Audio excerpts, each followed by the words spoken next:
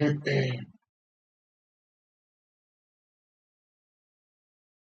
up, y'all? It's Jam and Sam, and today we're going to start to finish the Link to the Past. This is going to be the beginning of the end. We only have a few more songs to do today, and today we're going to start with, let's see, the Seven Maidens, which is a reprise of the first theme, one of the first themes in the game, but now with some added instruments.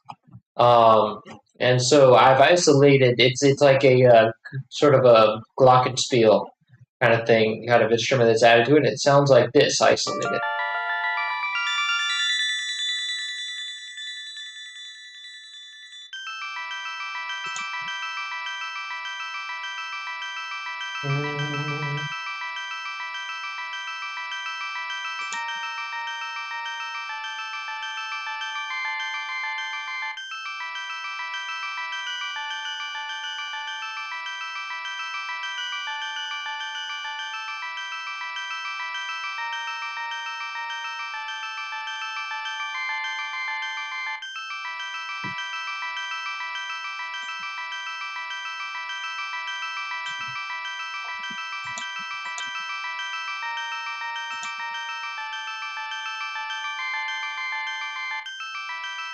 Nice. So I have our glockenspiel instrument here, and you can see there's a lot of panning going on too, but I don't think the MIDI actually reflects that. So we're gonna have to sort of take it one channel at a time. So let's see. And I'm in the project already that was from the first Maidens thing. So what I have to do is copy this first channel, and let me see what exactly, let me isolate this first channel, or second channel.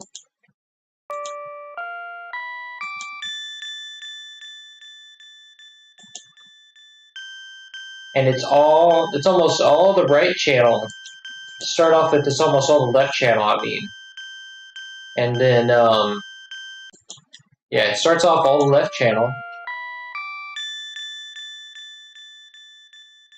And then it kind of, when it gets to the downbeat, it sort of modulates from between the right and left.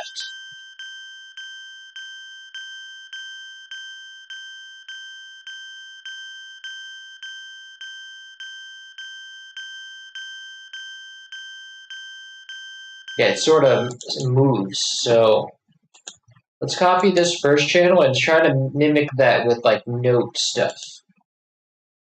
And let's also take note of how, let's see, what the downbeat is, first of all. And if there's drift. It doesn't drift because we made these MIDIs well. So now we just need to say where does it, well, we can do that later, but I gotta see, let me see, where does it start and end? Or not, let me just copy the whole thing over, actually. So this pattern we'll call Glock.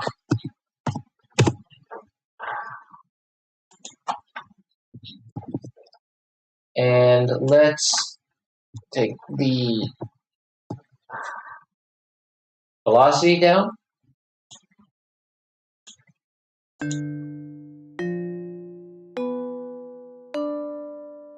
And I think that's supposed to go up an octave or two.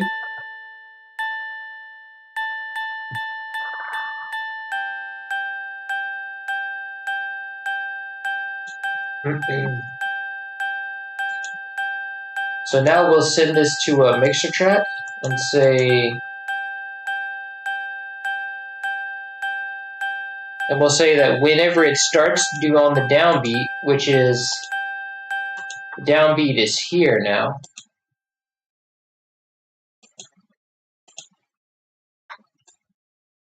There we go.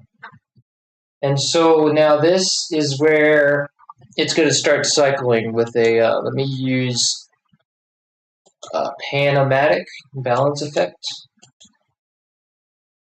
So that's going to be total amount is 100%, and then speed, we're going to bring it up a little bit. Maybe not that much. We'll see how it goes. But we want it to disable Actually, we want it to stay in the left channel whenever it's in the intro, and then whenever it gets out of the intro, it starts cycling from the left channel around. So maybe we don't want to use a Panomatic for that. There's probably an easier way to do that than an effect. When that easier way is probably using the LFO. So, well, actually, no. We can do note pans because we have all this. We have all these. We're gonna have all these notes that all have different pans. So,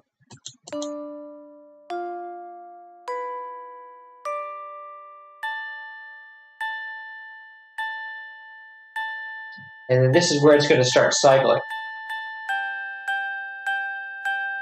But how often does it cycle is the question. Let's figure out. Let's count the notes from when it reaches to the left to the right, from the left to the right. Now begin. Wait. Here we go.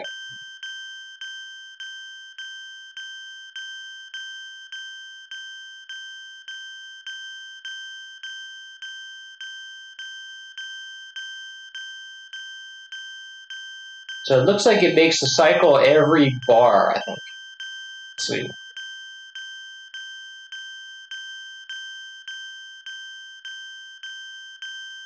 Yeah, it looks like one bar is one complete cycle. So if we go drag this one down here, and let's zoom in more for this. We drag this like that, and then this like that. Then we can kind of cycle it like that, and I think the rest of this goes in a cycle too. Like it's all just that one bar looping. So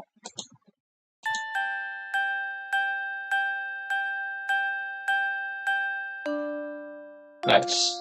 Yeah, that works. It sweeps like that, right?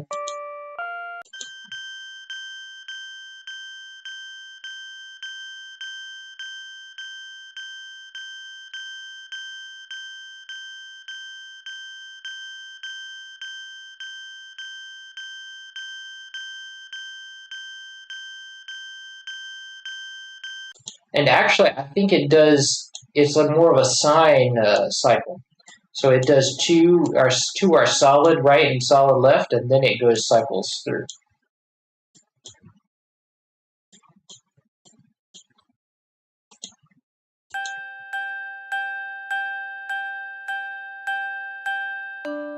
Yeah, like that. But it's also, I think it's kind of cycling. It's not cycling by note. It's going like it's going independent of the notes. So it's cycling through the notes. So what we want to do is and make sure that this is center, and then let's use. That means that we're going to have to do all different patches for this. So we have 4 layers, so 4 different patches. And now this one we're going to kind of cycle it. So we're going to start at the left channel, and then 1 bar cycle we're going to do, but we're not. It's going to take 2. It's going to be a quicker cycle. So first we want 2 notes to stay kind of the same. Like 2 notes to stay all the way to the left and 2 notes to stay all the way to the right, and that's this one right here. So the first and last quarter note is going to be totally. Let's see. No, the first and these 2 quarter notes is going to be like this, and then like this.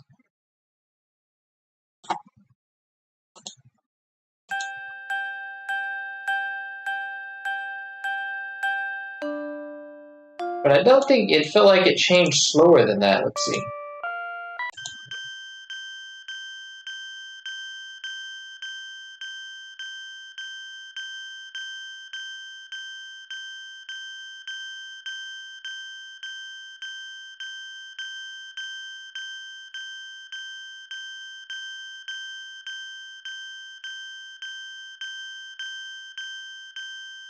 Yeah, I think it might be actually be like the change is slower. Like it does like this. Dun, dun, dun. It's 2 bars. and then that's it. So we need to just copy this again.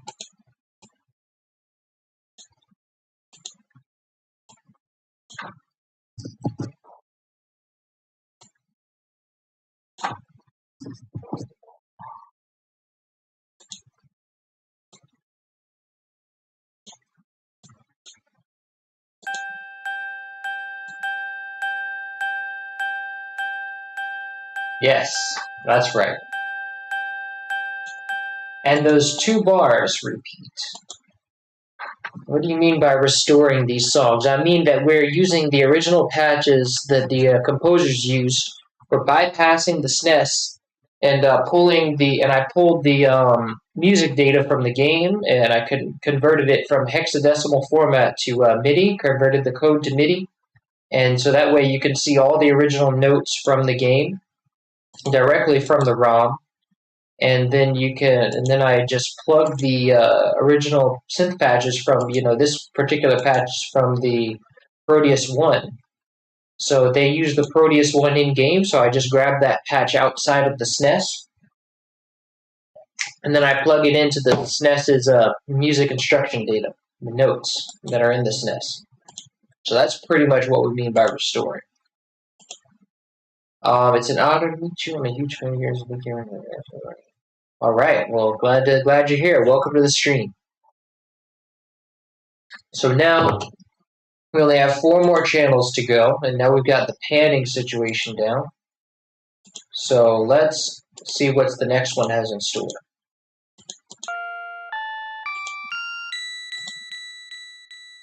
And we also have some... I forgot about this velocity scaling, because in the beginning it kind of fades away.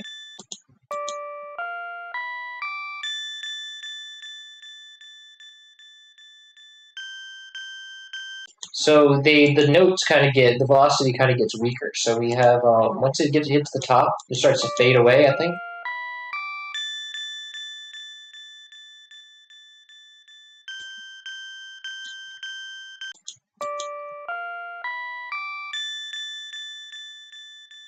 And the tempo also slows.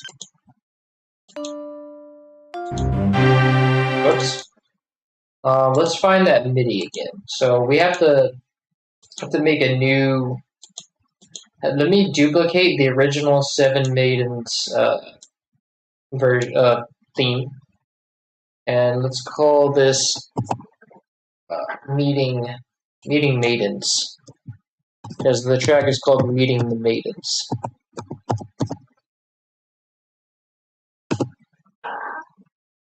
Okay, so we have the original, and let's, instead of the MIDI for that one, put the original MIDI. And so this one has a intro, we need to drag everything down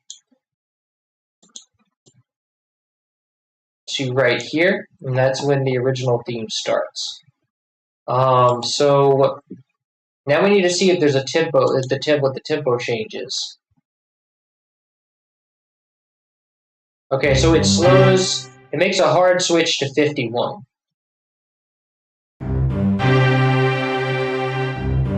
Oh, but here's a problem. This is in a different tempo somehow, like it's in halftime from the original. And I think that might be because we made new MIDIs halfway through. So we're gonna have to remedy that. So one thing I think because the original is like 150.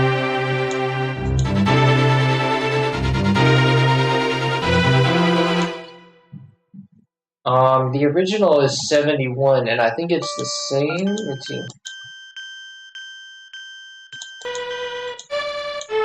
No, it actually is slower.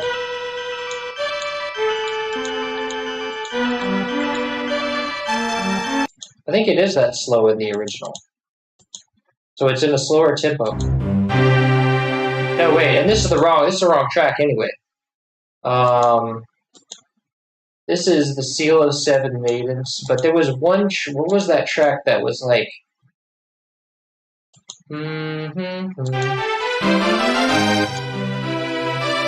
Oh, it was Princess Zelda's Rescue. That's the one.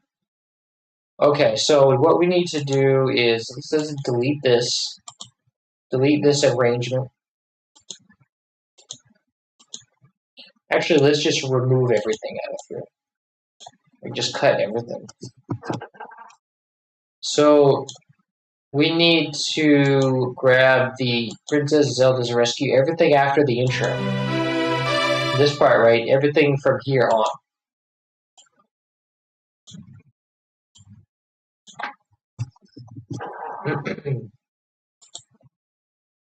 So now we come to meeting maidens, paste that there, and then we remove the MIDI and replace it with the proper MIDI that we have.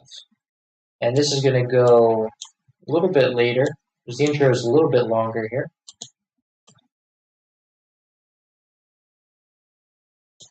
Right here.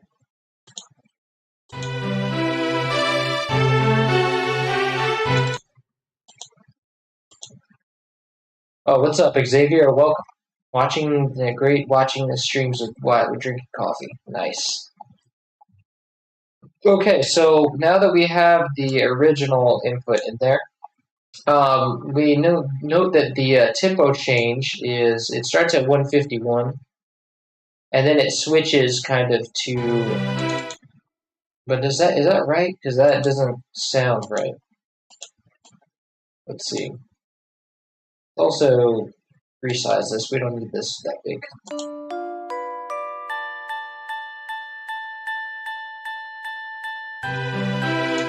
Is it really? Is it really? I thought it slows down more than that.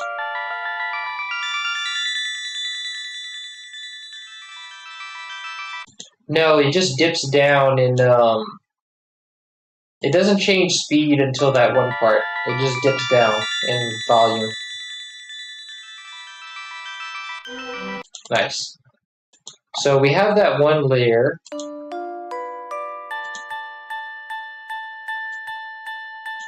And then we just loop this bar here.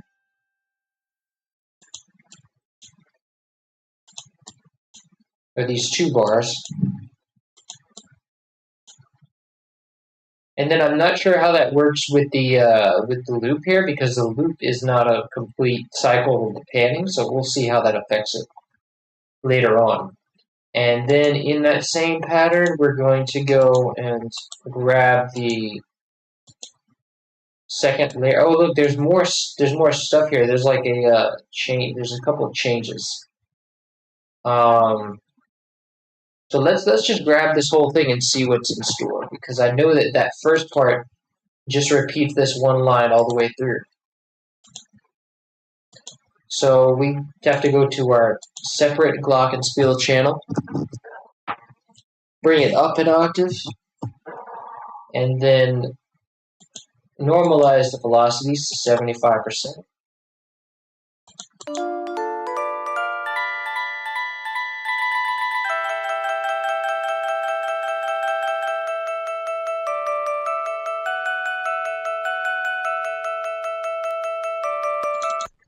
So now what is our pan like here? Let's see. Let's isolate that third channel.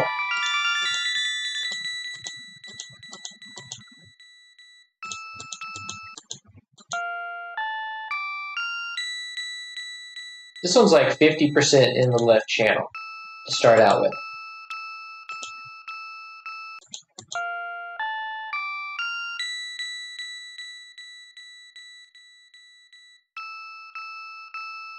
But it switches to the left, like it moves to the left before the intro is done.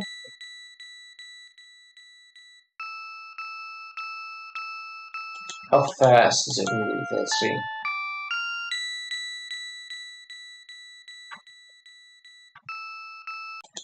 With the last two notes, it just drops completely to the left. So it starts out 50%.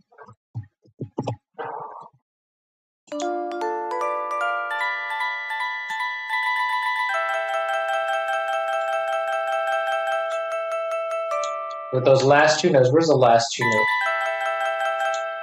Say right here, about right here. Right, because that's the last three notes, but I think it might be three actually.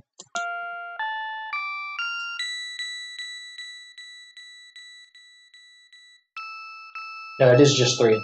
Or it is just two. So that second note starts there.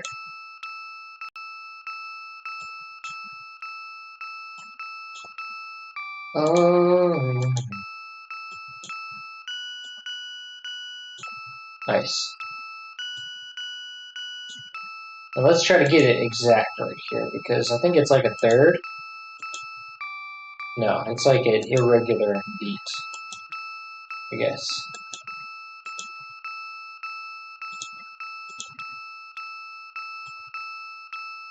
There we go. And so after that intro, then it starts doing the same cycle, I think.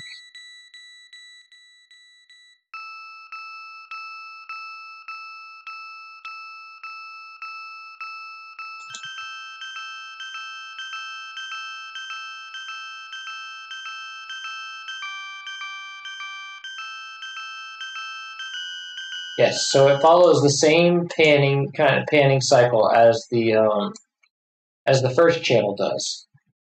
But actually, oh yeah, I forgot. It doesn't start. I put it to the center, but it starts in the right. It's on the left. I mean,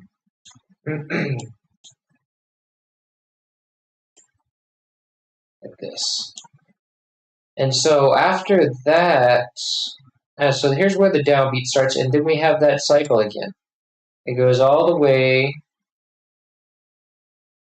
to the next bar, waits for a quarter note, and then goes back down. And then we can just, since we can't duplicate any of these bars.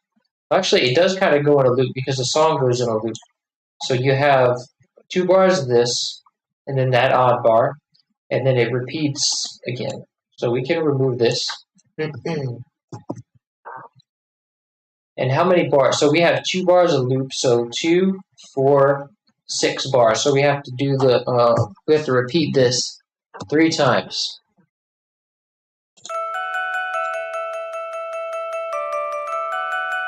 Nice. And then we just do the same for the other channel, even though all the notes are the same.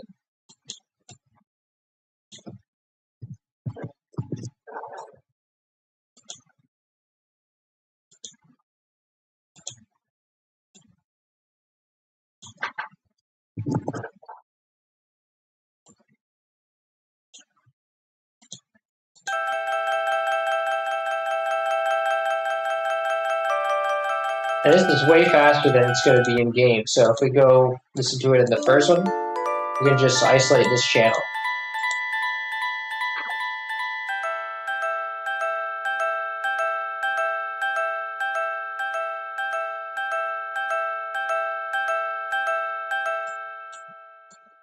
See, that's why. That's what's going to save our loop. Okay, but this loop is not the same. So does it only use a portion of the song? I think it does. It probably because it stops very cleanly right here. Maybe it just doesn't use this last melody, but we'll find out. I think that's right, but we'll find out later on. For now, let's go to our next channel.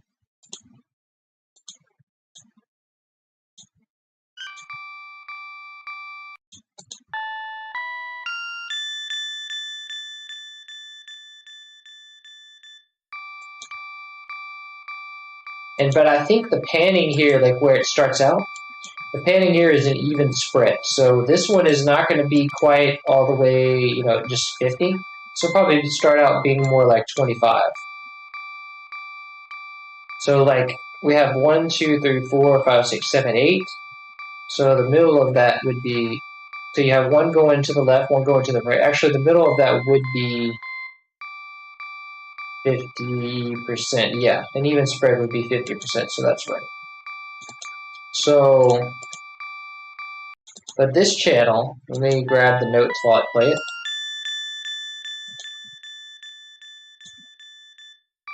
This channel repeats, let's see, it goes 6. Well, I'll just grab the whole thing first.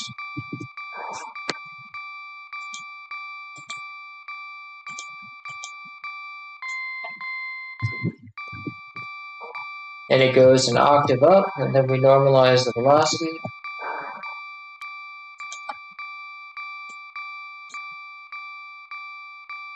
And now the loop is here.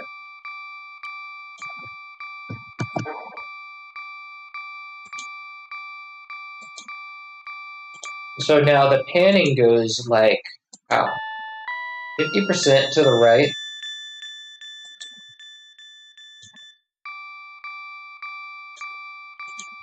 When does it change to the to all the way to the right?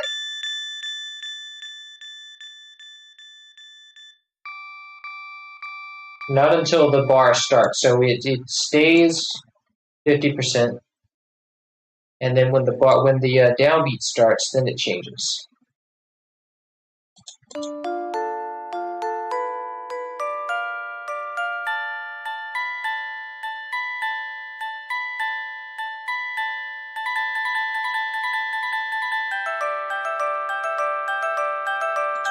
And then I think it does the same cycle as the others do.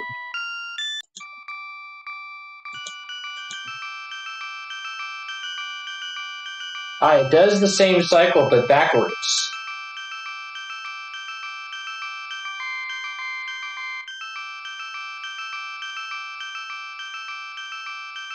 Yeah, it's spread. So this one goes the other way. So this one's going to start in the right channel.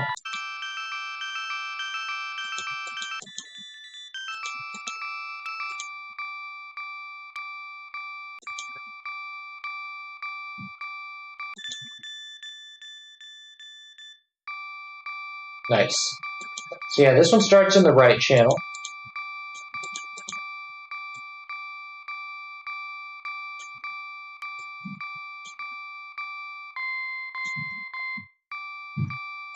Then we draw a line to the other bar, all the way at the end. Wait for 2. Wait, is it 2? Yeah, I think it's 2.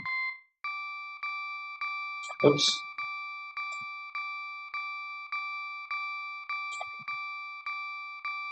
Wait a minute. No, it's one quarter. Draw a line to the next bar. Then like that. That's how it goes. Nice. And then we just loop this bar.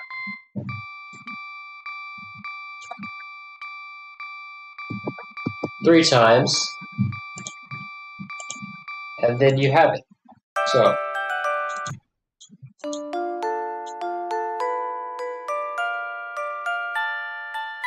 Oh wait, I have to.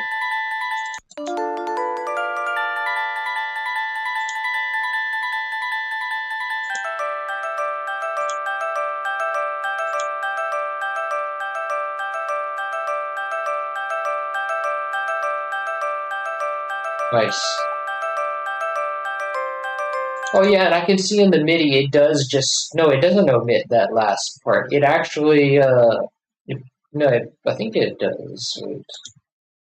Let's see. Let me compare it to what I have in the piano roll. So it has that same melody. The melody ends, and then it just starts over again. Yeah, that's right. So this is going to start over. Just cut this short, and then we loop it again. And I'll just remove this for now. So now all we need is our fourth channel, fourth and final channel, and let's isolate that in the SPC.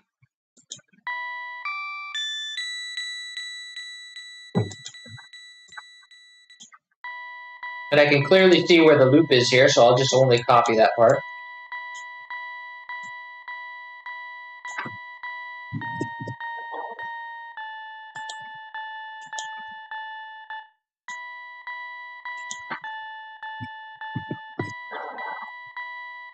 An octave up, and normalize the velocity. And now the panning for this goes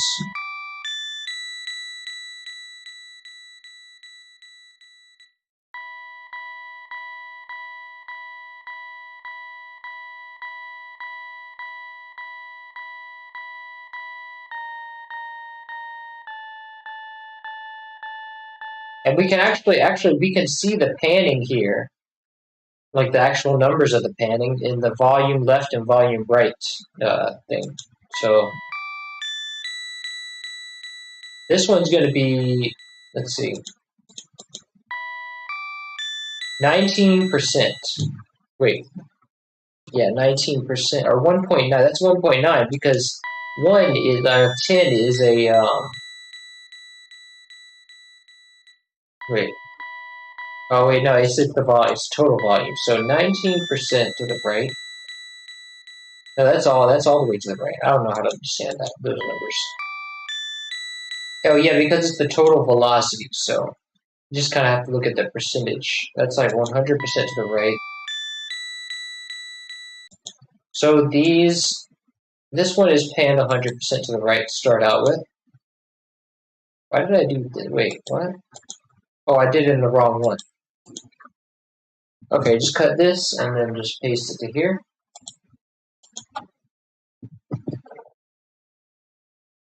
And then this channel is going to be all the way to the right.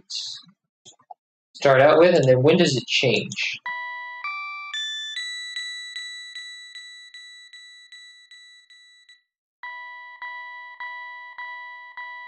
It starts out on the right. It keeps on going, but it just changes to the cycles from the right to the left. No, it starts out actually not totally in the right. But the intro is in the right, 100% right. No, it starts out totally in the right. It's just cycling really fast. It's just cycling right away.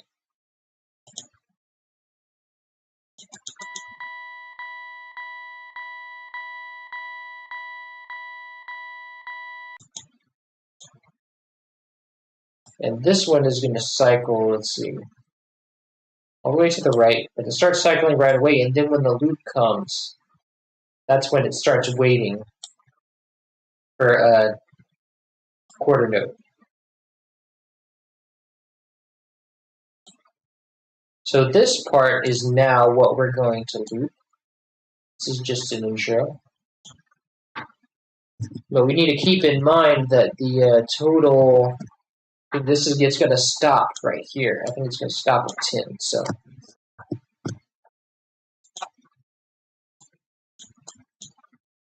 So now with our full glockenspiel line, let's listen to how it sounds. Oh, wait, we have to use the tempo automation. Also, the velocity decays to pretty much nothing until right before the intro. So let's simulate that. Drop the velocity down at the starting at when he reaches that high note.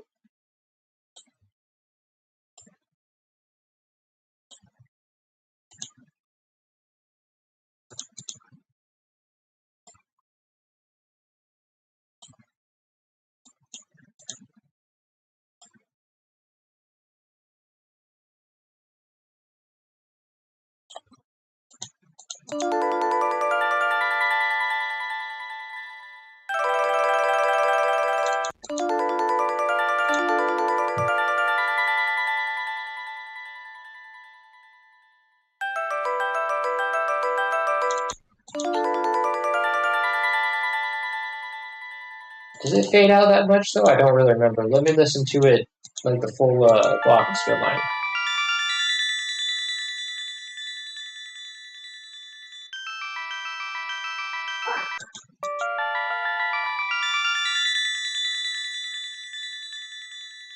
No, it doesn't fade out that much. Also, there's some tempo changes in the very beginning that aren't expressed very much. That are not expressed at all, actually.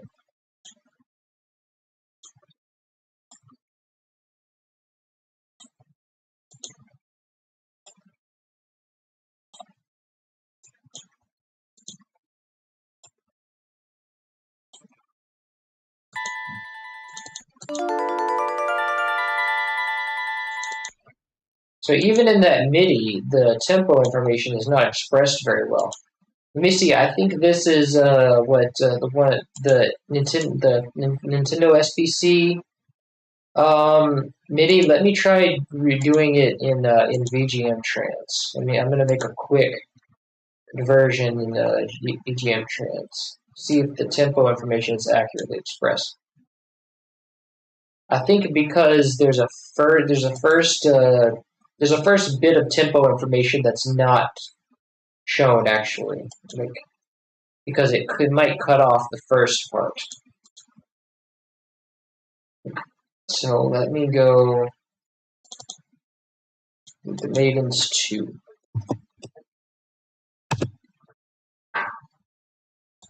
And I'm going to save this project first because we might not actually use this and I don't want to have to delete all this MIDI stuff. But let me try dropping in this second MIDI and see if it has what I need.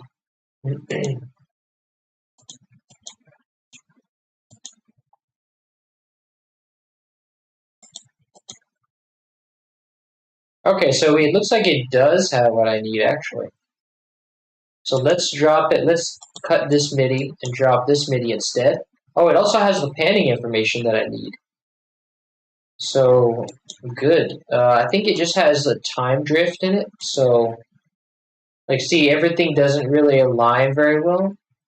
Oh wait, maybe, yeah. See, the tempo kind of drifts, or the notes kind of drift, because now you have all these bars that don't line up. They don't quite line up. Oops.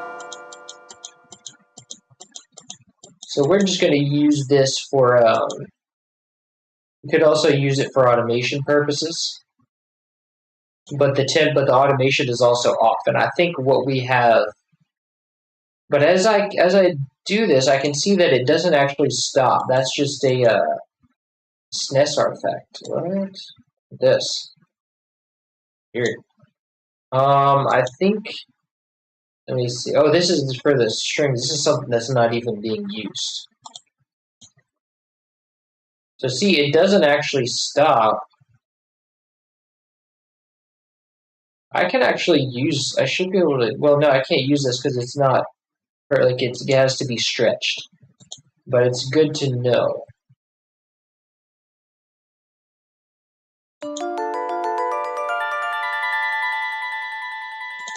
So see.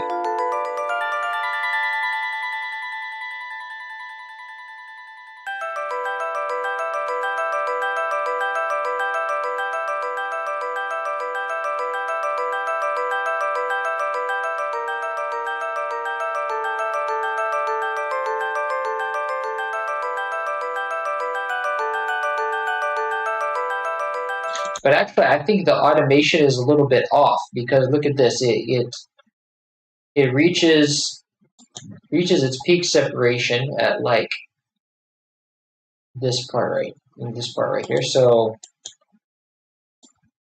that means is that if we put the signature change right here, then we can see the hacker. It actually reaches peak. It actually goes in thirds. That's kind of what we were doing, right? It goes in thirds so as not to repeat again, like be a perfect bar thing. So what I want to do then is cycle this, but keep in mind, just go by the quarter note.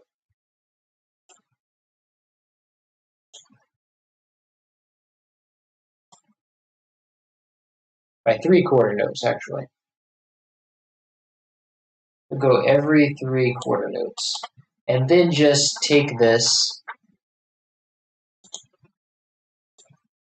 use this automation here and duplicate it.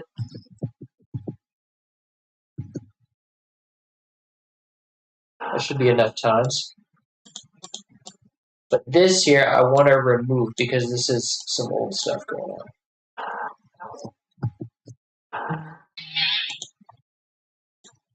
Actually, I think it goes for 10. 10. So it goes up to bar 10. So let's remove this. And I think we only had 3 left to go, so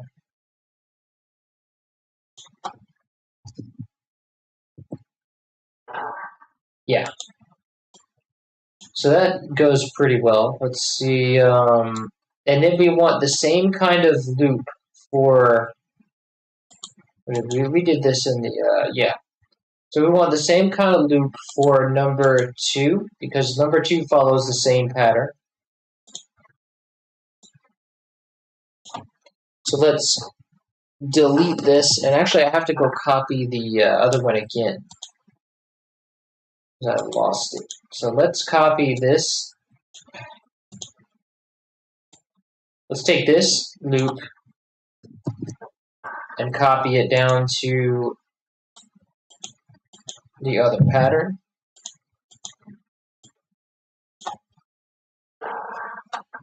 And I have to go all the way to the end of the 10th bar, actually.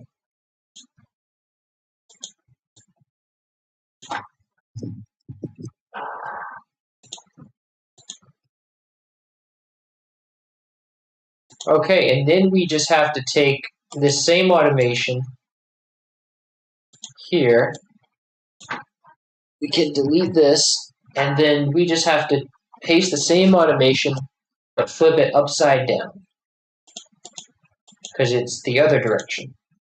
So we just take the scale and then go negative 100%. And then we can do the same for the next channel.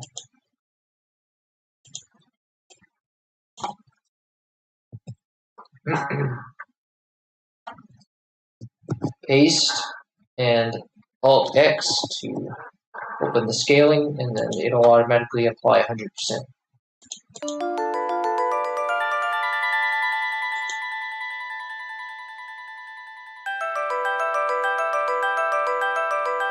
Nice. So then all together we have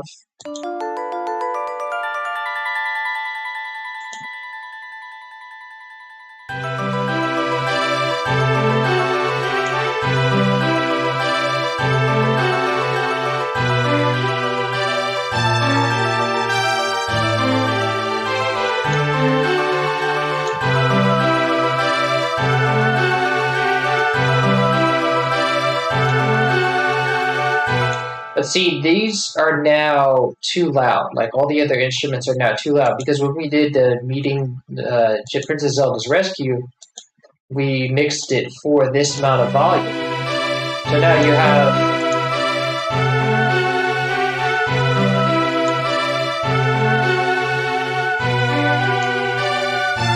That's actually still too loud. I have to take some of that down.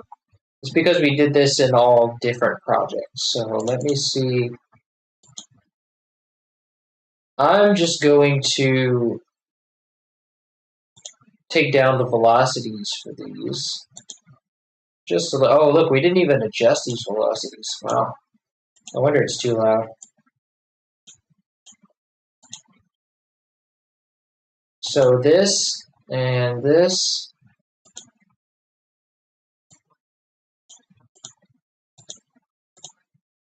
And this.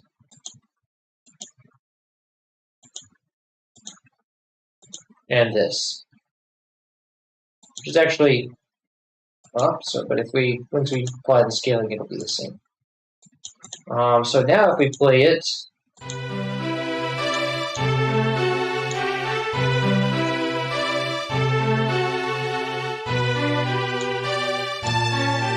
oh wow, now it's too quiet. Actually, that was too much. But even in the version, like the meeting the maidens version, it's still gonna be too quiet. I bet you.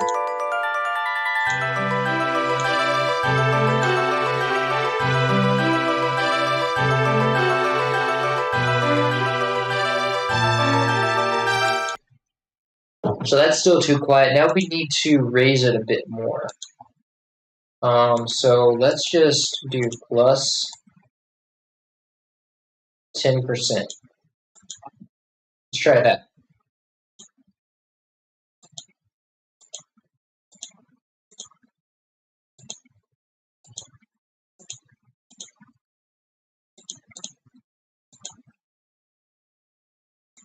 Oh, actually, oh no, this one was up all the way. Let's try that. Let's see how that works.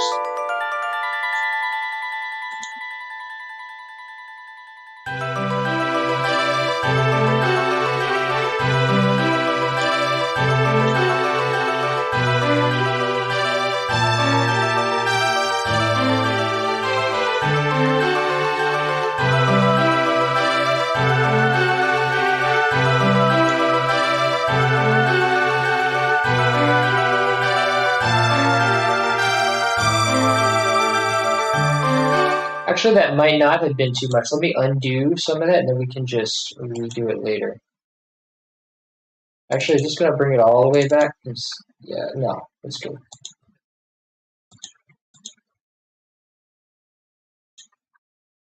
Oh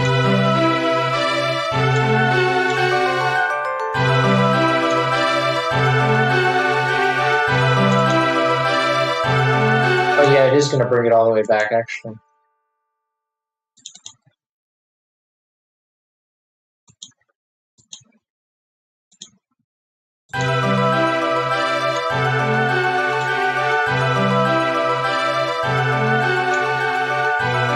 Okay, so this is actually pretty perfect right here. Like, bringing it down to normal velocity worked.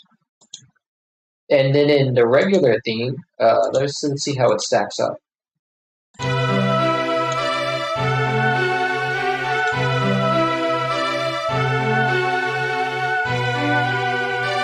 So there's a little bit of space there, but that doesn't really matter too much. I'm probably not gonna export this song again, so it doesn't matter. What matters now is this.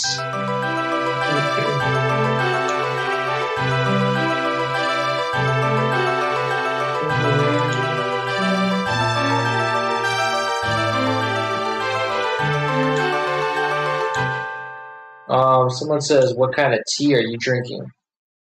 This is tradition. It was an herbal thing that I found that someone had bought. My friend had bought. It's like that one of those sleepy time things, which actually doesn't make me sleepy. It's just I just find the herbs are nice. They have a lot of good stuff in there. But I think it was called like a sleepy time, whatever brand. But yeah, it's just an herbal tea. And this is actually it's not even the tea, it's just water, but I leave the tea bag in there and I just pour the water over it because even after making tea time and time again, you still get a little sense of that herb in there. You know, like when you drink the vegetable water at the hotels, it just has the vegetables in there, so it doesn't taste like the juice of the vegetable, it just has that sort of taste. So that's kind of what's happening here. It's just a hint. It's not an actual tea. I just poured a little water over it after making tea. Sometimes I'll leave that tea bag in there for days and just like keep pouring water over it until I lose the flavor completely. Anyway, so this is pretty much well no, I want to mix this Glock too. So let's see if we go to the mixer track and say Glock in 2, isolate that.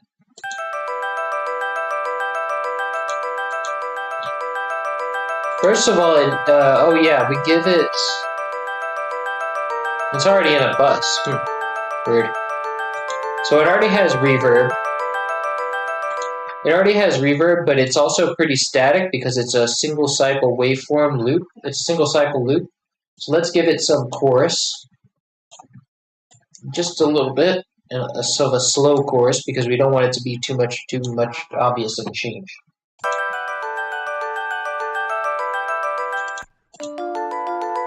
Yeah.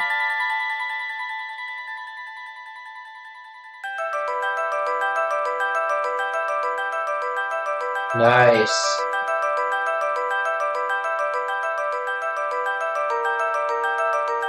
It's funny, it almost sounds like the DX7 now, because the DX7 had this really a great way, because this is like a synth, it's not a real recording of a glockenspiel, it's from the Proteus one, it's a sample, but they made it using synthesis.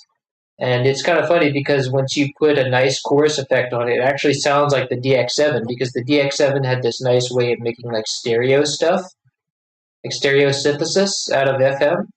And so when you take an FM synth that's mono and put a nice chorus on it, it sort of sounds like the DX7, because the DX7 was the only one of these things that used like stereo synthesis.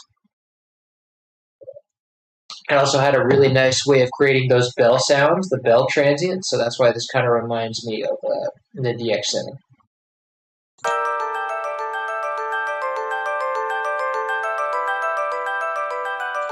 Nice, so that's pretty much done. Let me hear it for the full thing.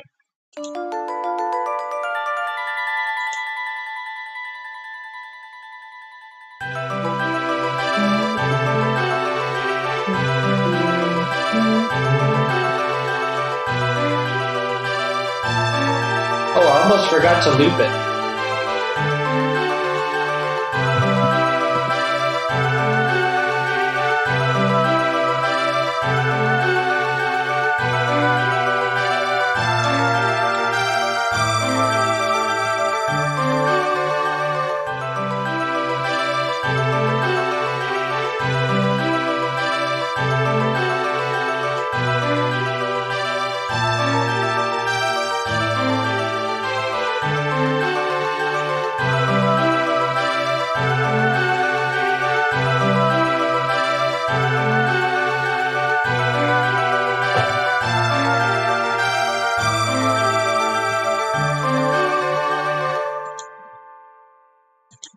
So we have to actually write a whole new ending for this one because the old one had the ending after that this melody that is not in this one anymore. So what I want to do is actually Mike could just end it with that melody since that one's already there. On that last bit, like have it just ring out with that melody. And then when I do the extended version, this of course won't be in every loop, it'll only be at the end.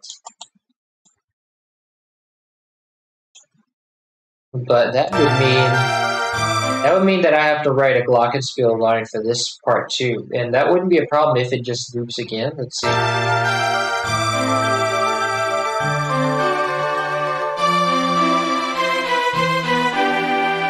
No, because it does change a bit. I don't know if I want to write a whole glockenspiel line for this. Let's see. What does he have going on here anyway? It's like a it's like GBD. It's like a G7. No, it's like an E7, E minor 7.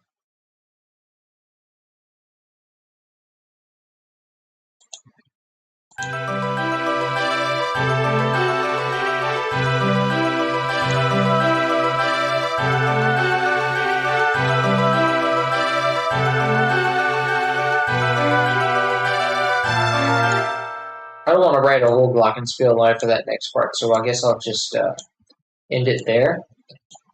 But we're with a final note here somewhere.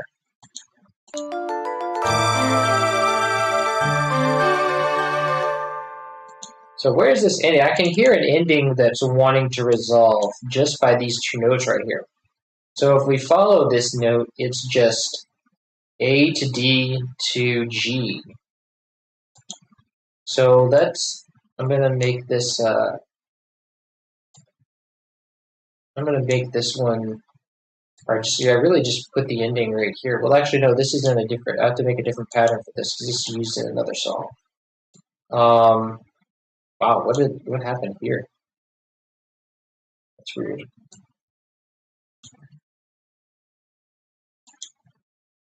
So let me just make a G right here.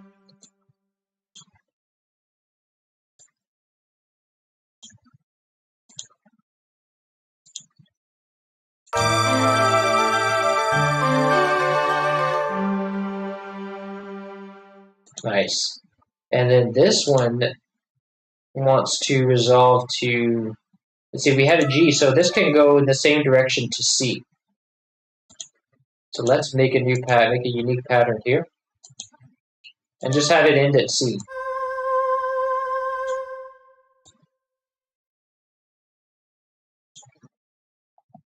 And then this bass, was this the bass?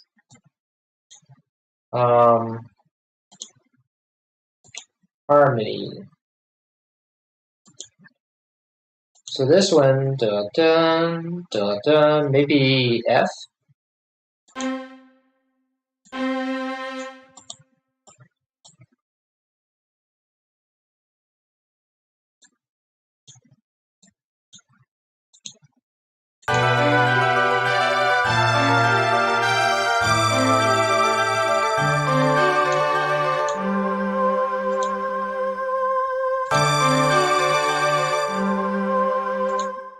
Maybe we can try F right here.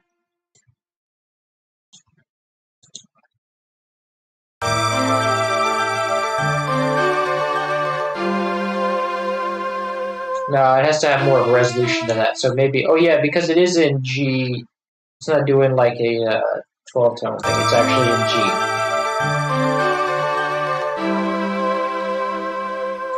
But if we're in G, then we want to end on G major. Right now we're ending on C, so let's just go.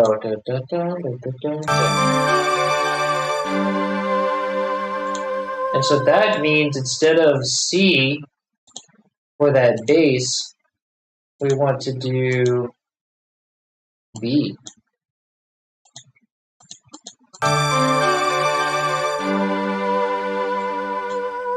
Or actually, we want the bass to end in G, so that way it's a traditional G major.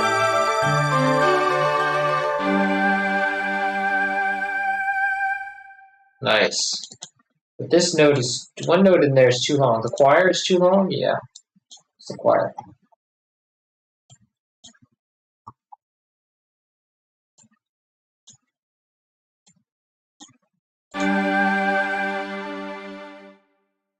Nice. I'm gonna have that choir be a little longer.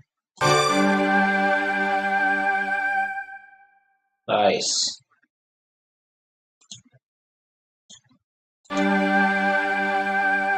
Oh, there's a time signature here. That's why it wasn't stopping.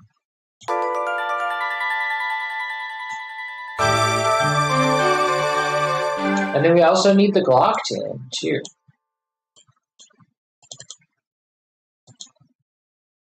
So let's write a chord.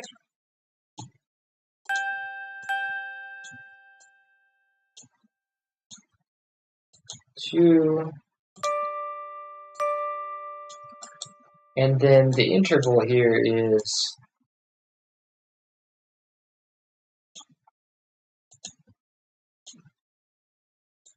a half. There we go.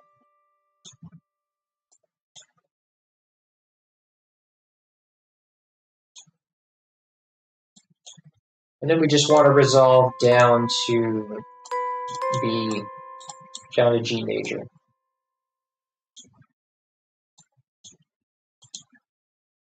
So that means that this last one is going to go down to G.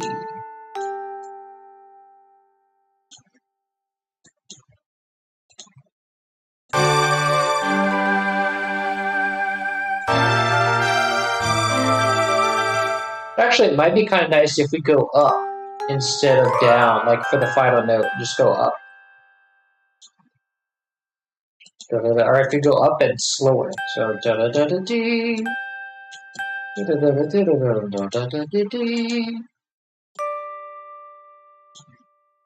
So if we like half time it on the glockenspiel, but also go up. Forget about that. I know that was right.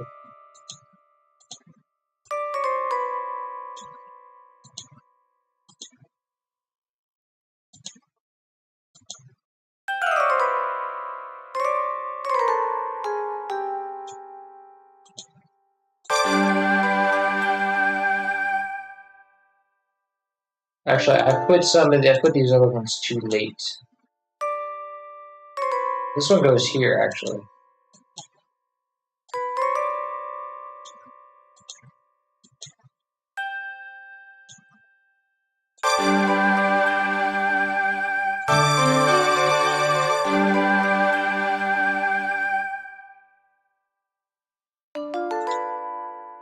Or it's actually even better if we go da da da da da da dee.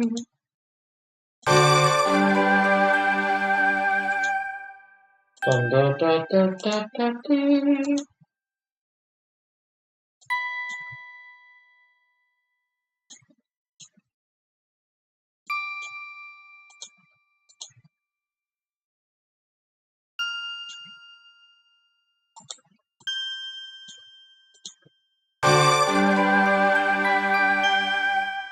Nice. Yes.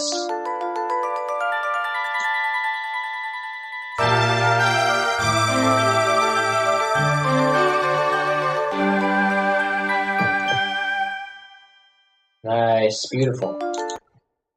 Okay, we're done here, I think. What is next? Power of the God. Wait, no. Goddess appears. So we only need. We already did that with the menu, so we only need the that intro now. Beginning of the journey. So we have beginning of the journey. Let's duplicate this. Upload it. Let's call this goddess.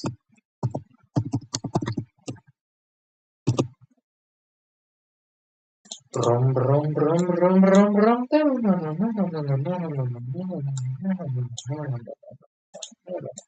So I just want to give it some headroom here, and then remove this MIDI, and then go to a new pattern and drop the goddess appears MIDI, wherever that is. Did I not? I think I didn't actually make a video of it. Hold on.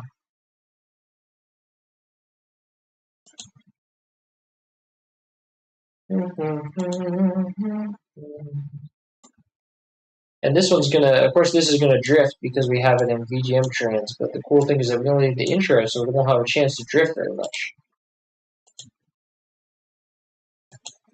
Oh, we already have one. What? Where is it?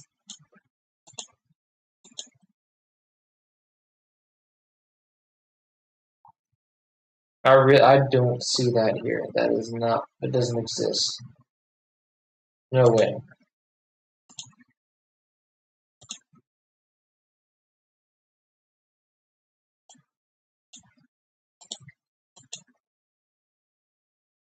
Goddess appears.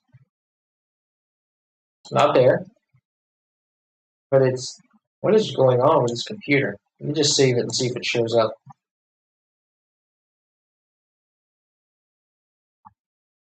That's so crazy. There might be something wrong with my hard drive. Let me see if I see it in FL Studios browser. Let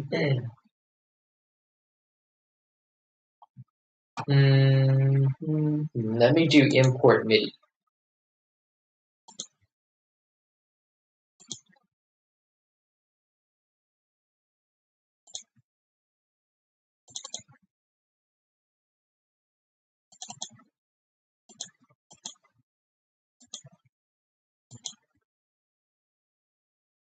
There it is.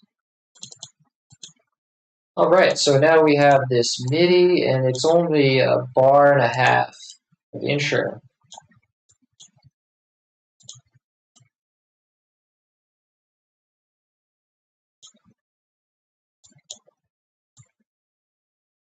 Actually, it's a little bit less than that.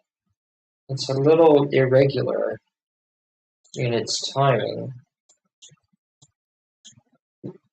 Let's see, we have, when did it actually start?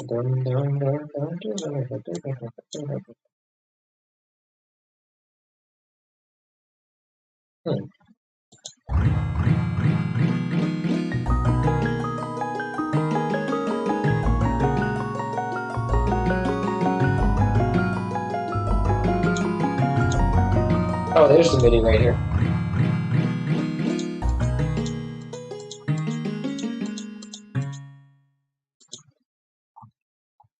So the MIDI starts in on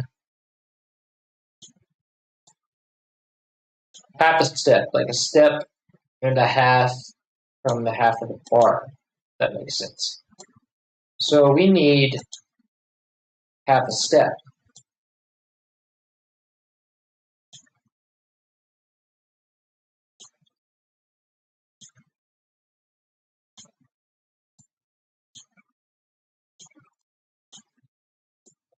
Okay, so now that we have the timing right, let me also just put this back to beat snack. So then we just have this intro, and the intro is going to be probably all cut out for us as far as panning goes, right?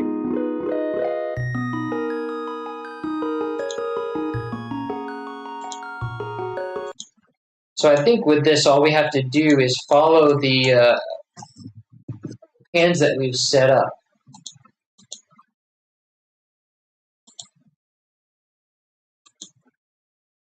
Because like here, we just set up note pans, and so we're going to follow. So the treble harp is still going to be channel 1. It's going to be the green one. That's going to be all the way to the left.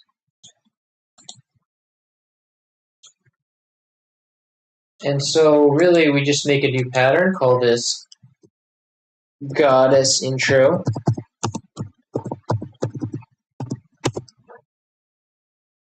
But I want to know, I can just look at what kind of panning this thing follows. So, 1, 2, let's see, 100% to the right, 85%, 72%, or 60, 70%, 45%, and that should be it.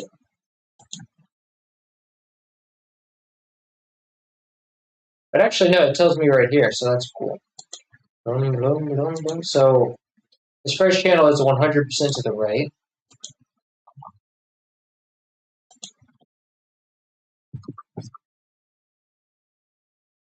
Is there some space here? I think there's some undue space. Let's see. No, that's just the first channel starts, isn't the first note. So this first layer is going to be normal velocity, and also panned all the way to the right.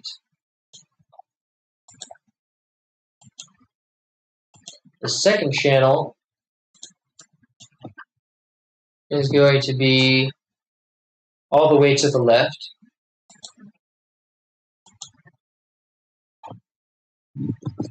But actually, I think it's more like, oops, I did it in the wrong channel. 95, so it's not quite all the way to the right.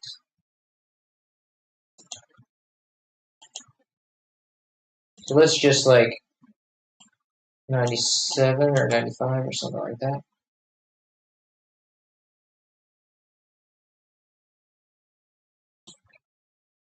And then paste this, and this is going to be almost all the way to the right.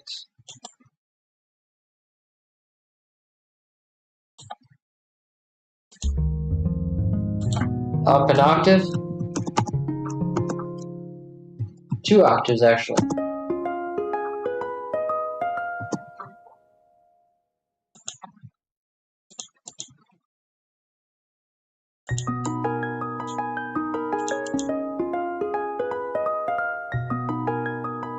Nice. So now we have this line, which is supposed to be, and I think it's actually an octave lower than that. I put it too high. This is supposed to be 67% left.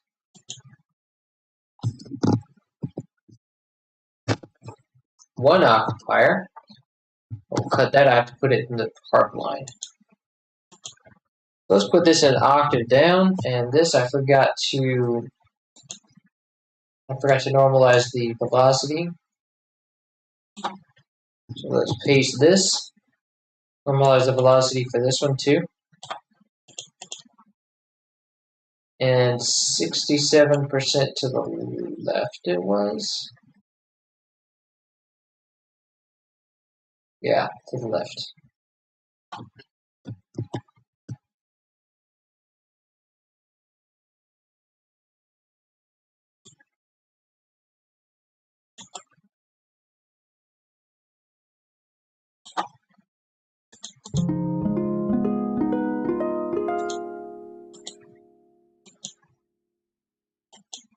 And this next one is going to be center.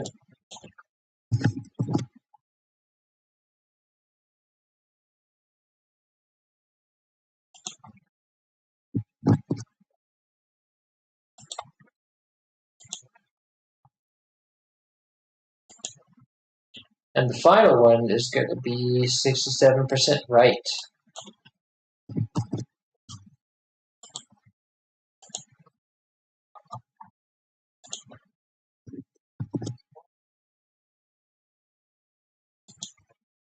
Oh, these two also, I forgot to push it an octave up.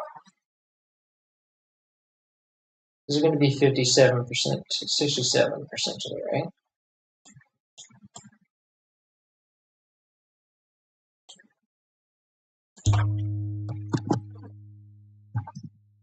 Octave up. Nice.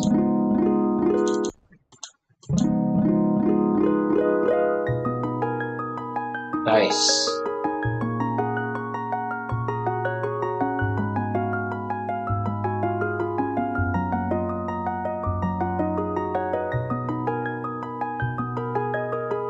Beautiful. Okay, so what is next then? Let's see what y'all are saying. Love your work. Okay. Yeah. All right. Welcome. Glad you like it.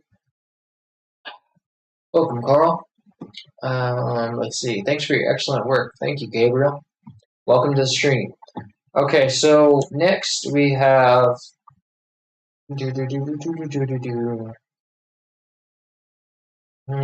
release of Ganon. Okay, this is a jingle. So let's go to our jingle. Wait, no, this is something else. Jingles. Here we go.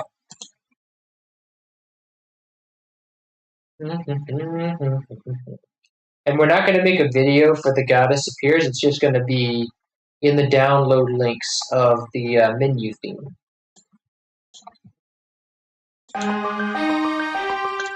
So let's make a new pattern and call it, well, no, I just need to drop the MIDI in, really. Release of Ganon.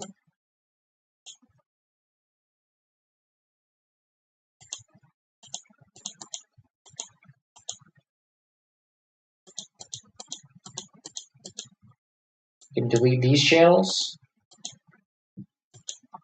And let's see. Dun, dun. Wait, is that right? Oh, yeah.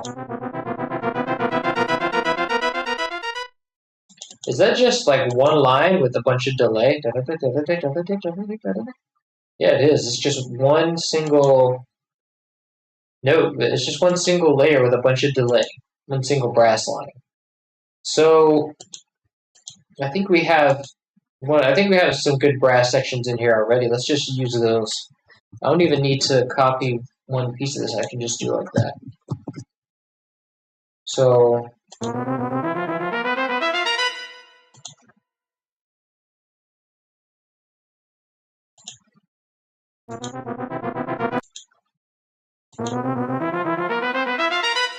is there a more staccato? Do I have a more staccato thing? I think I need more of a staccato articulation. No, I don't. So I'm just gonna have to make one. Brass section. So cut this. Send it here.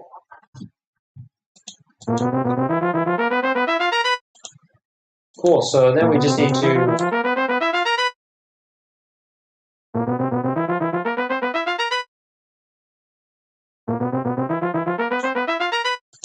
Nice.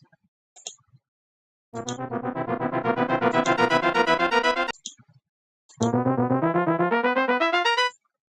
little more attack.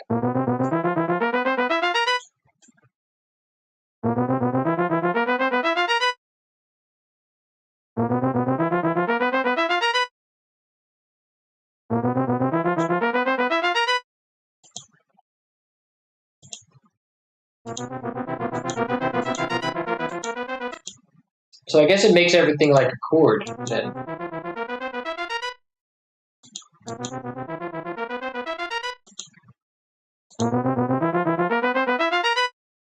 Nice. So, one thing, let's see. All these are not really, I don't think they're really, they're like echoes, but I think they're just other brass jumping in as well. So.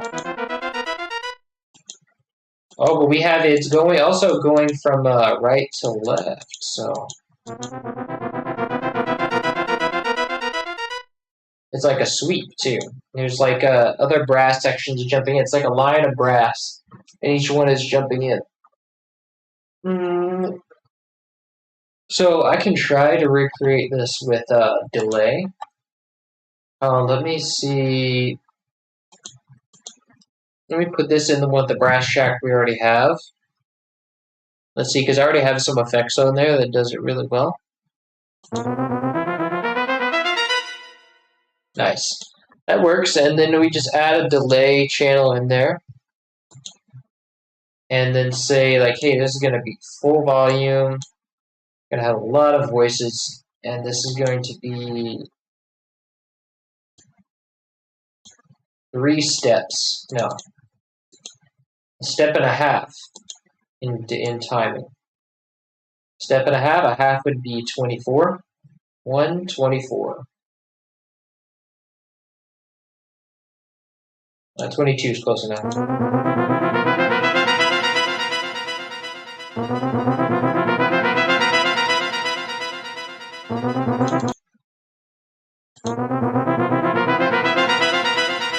But now we wanted to change panning, so let's see. I think this offset kind of spreads it, right? Because this one is going to be all the way to the left, I think. Yeah. But it's not spread, I think it's just kind of spreading it out a bit. It's not sending it to the left like I really want. Like it's not adding panning onto it.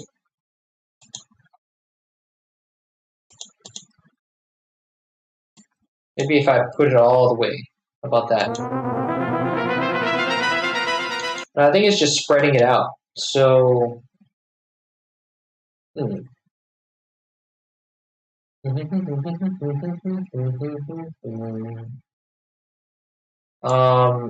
stereo spread. Maybe if I don't put any stereo spread and then just spread it out. Oh, that might be working. Let me see.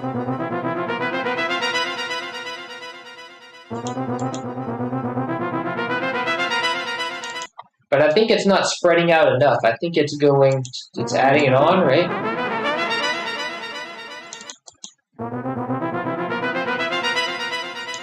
It's not offsetting enough.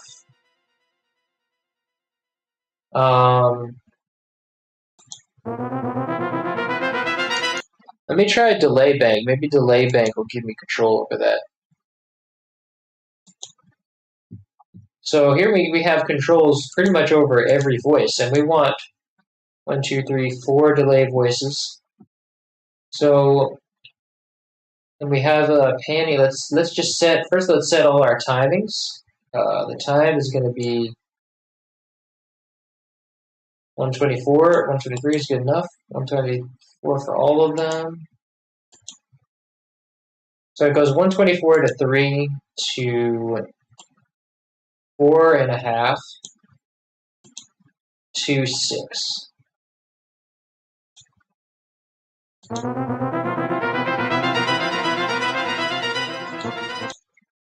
Okay, maybe I overdid that. Maybe I'm not using this right. Oh, because the feedback is up. So what I want to do is, let's see.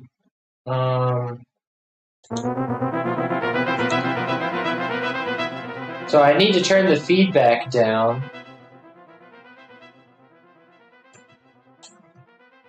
for all the way down for all of them.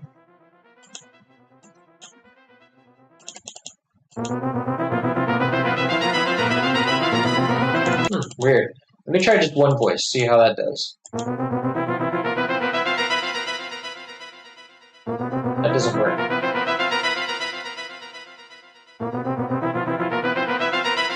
even if I do panning, let's see if I do 25%, because how much is the spread? The spread is like,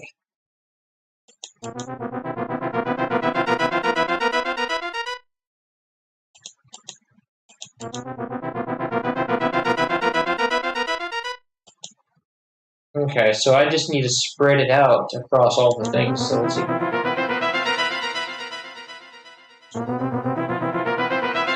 Let's see, even, oh wait, I'm doing the, let's see.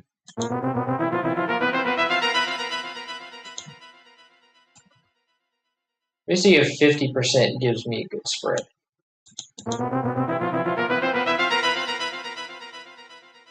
Because if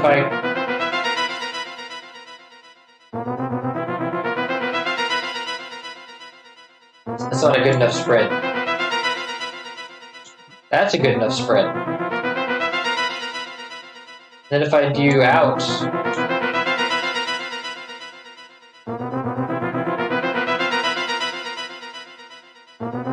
nice.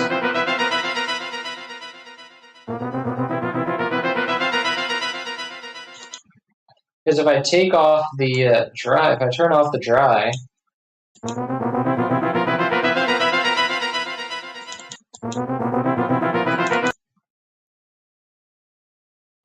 let's see.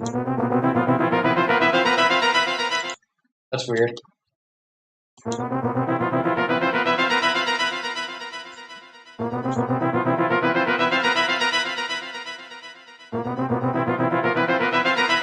Oh, feedback. Here we go. This is the feedback right here.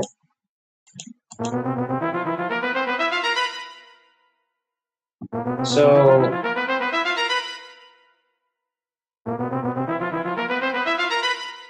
if I turn down the dry, wait, the dry is over here actually.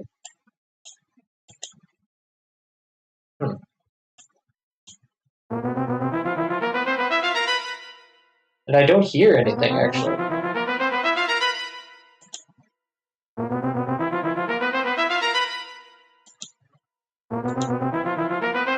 It's a step and a half, so I want this would be 123. Let's see. Oh, this is the original voice. I'm just modifying the original voice. That's right. Duh. So this is going to be, and this one's going to be one and a half.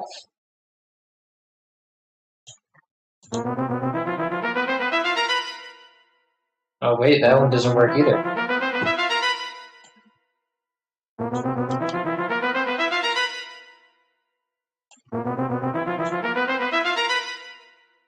Yeah, it doesn't even work even though I set it to, oh, because the volume's down, that's why.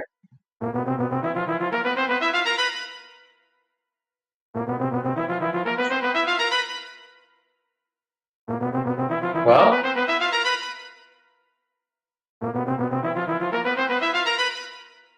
I think this plugin's broken.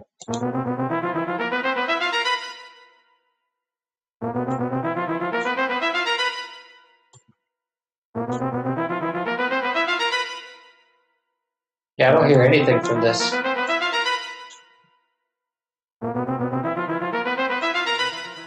Oh, because I have to have the unlike the regular delay, you have to have the feedback somewhat on to get signal.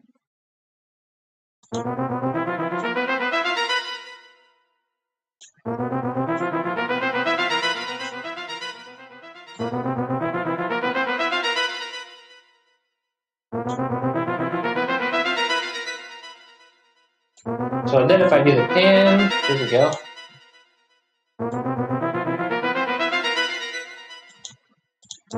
But this means that this voice is actually working. It's just, let's see.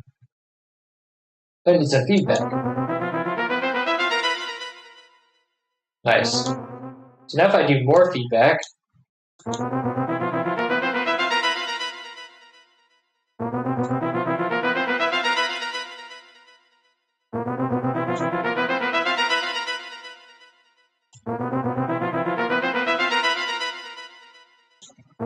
so now I think I still need more voices. I just need 2, 3.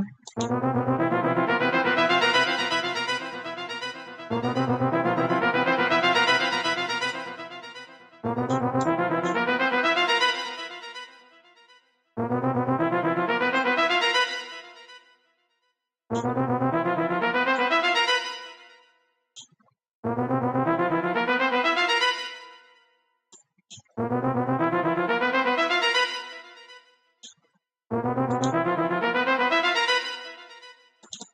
think I'm probably better off just using the using the notes.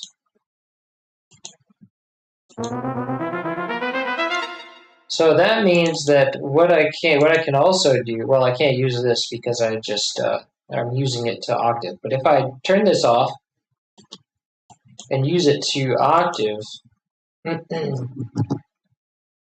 I just manually post the octaves. Also, I forgot to take this down as far as this.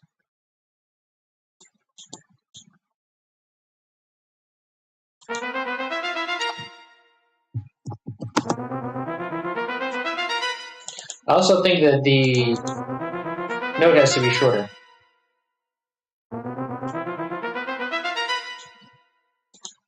Cool. So now all I have to do is use the delay thing to, let's see, 100%, and then I want to do 5 echoes. Or 4 echoes. And then the panning should be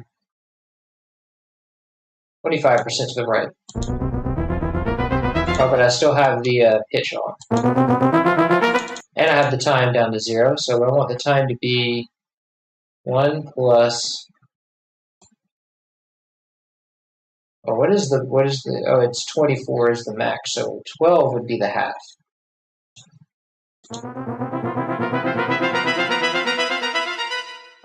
Nice.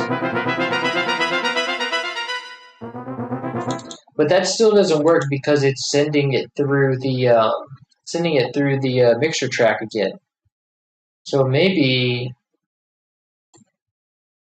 let me see. I just need to turn. Let me put that back to the way it was.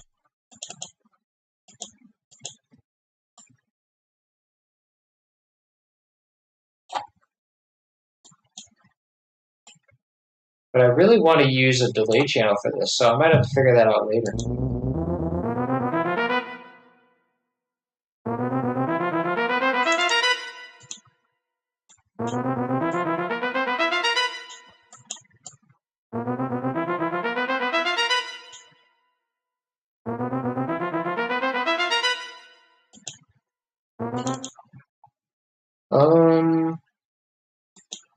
Yeah, I might just have to figure that out later.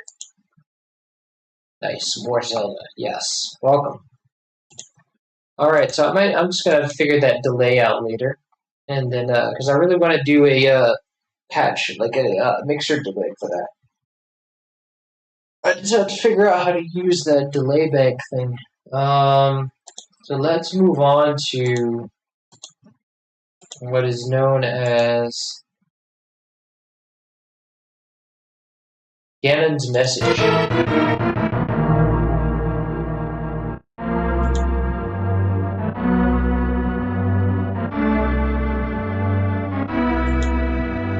And I think this is just the same theme as the Priest of the Dark Order, but it's like it's has a different intro now.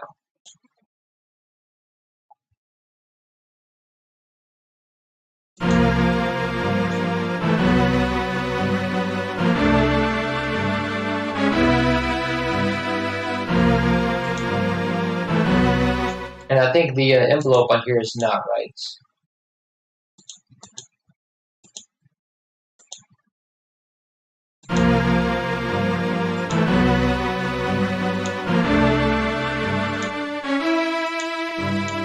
Should be shorter.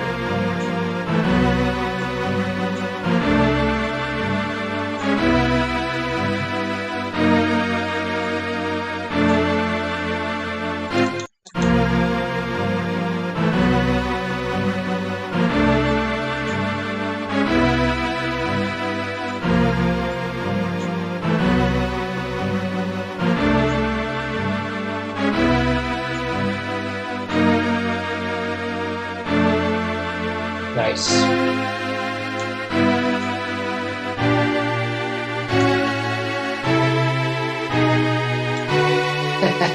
Delay PTSD, nice. So I think this should be the exact same thing. It just needs that intro.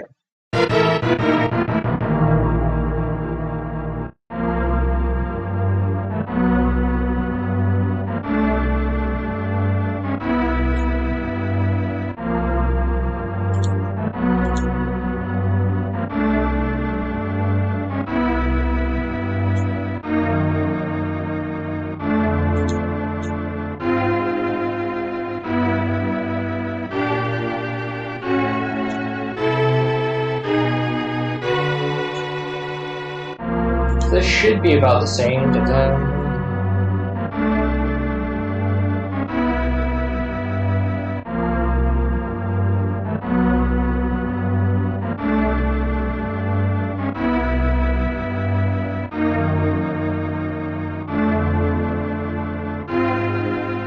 I get this part right here?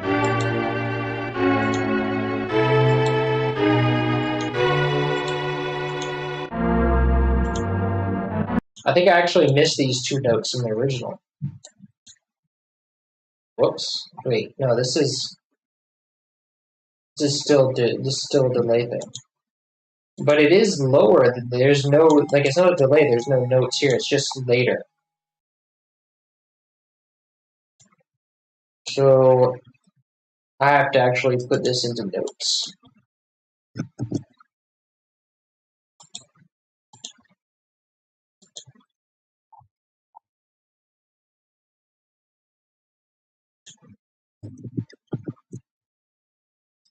Up an octave and normal velocity.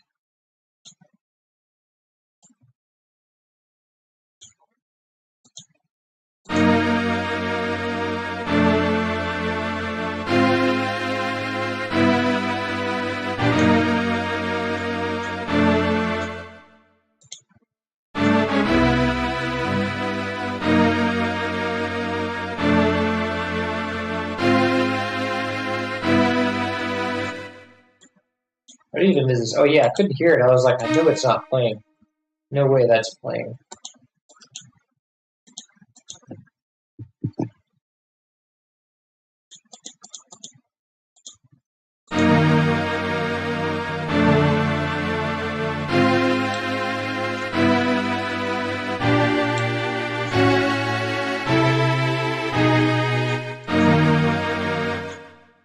And then there's no panning for this, is there? What? Wait, no, there is. I think it just doesn't show.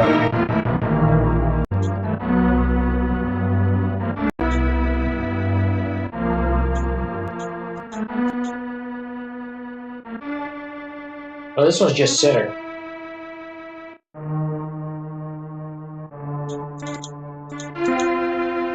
It's the part where it repeats.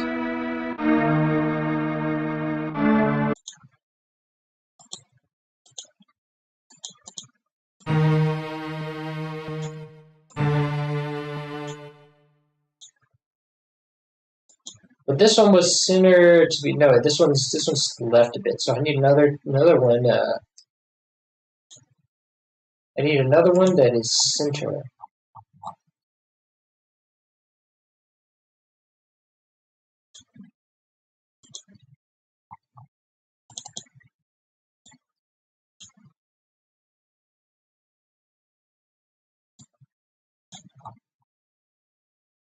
Let's see, big strings. Where's that big strings patch?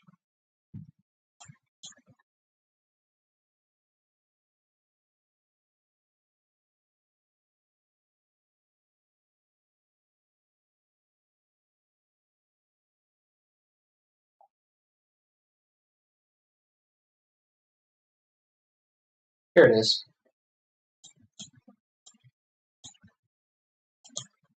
Now we just send this to channel 4.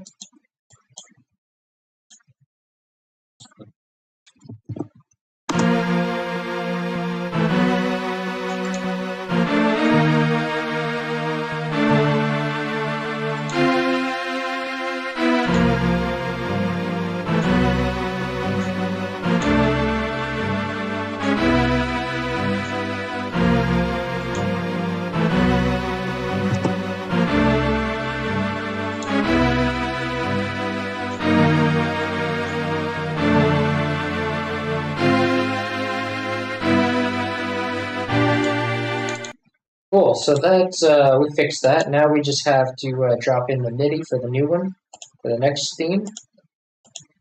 And,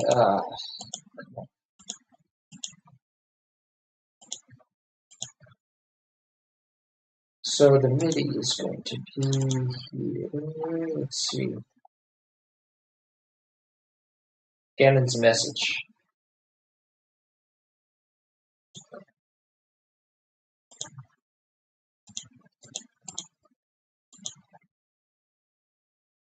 So it's just that with the intro to it. And so we already have panning cut out for us, I believe. It should be the same panning across each of the channels. Oh, there's also drums in here.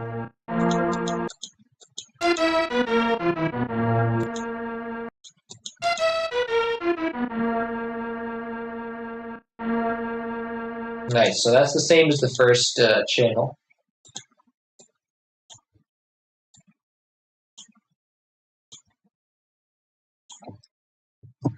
So we just copy this to a new channel, call this, a new pattern, call this intro Ganon.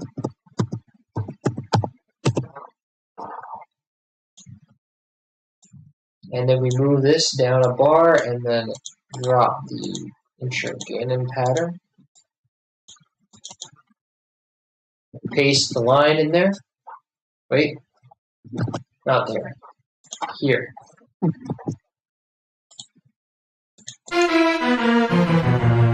But with a normal velocity.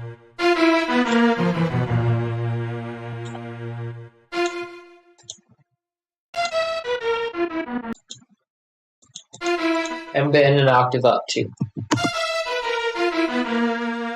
Nice. Okay, so now the next channel is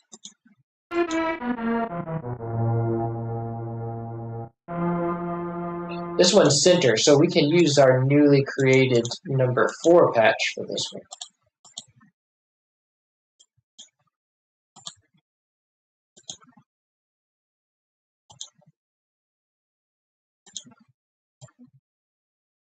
So while this one's center, the corresponding channel after that changes to a different pan. So we go an octave up. Let's change the velocity to normal. And then Alt-C to change the color. Nice.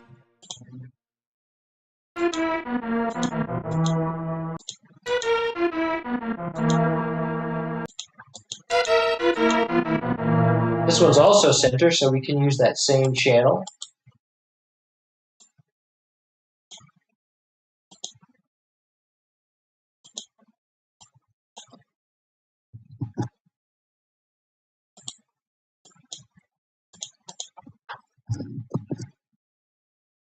Up an octave. Normal velocity. And Alt-C to change the color. Nice. And the next channel.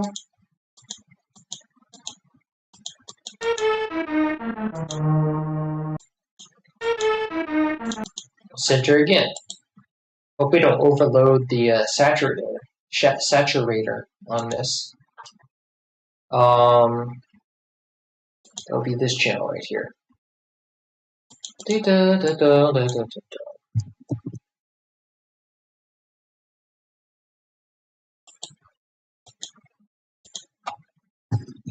So paste, up an octave, normal velocity, and Alt-C to change the color too.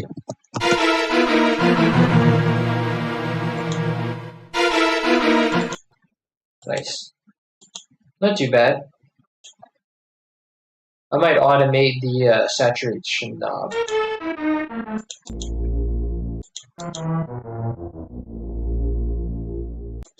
Nice. It's also center. And this is a bass, bass line.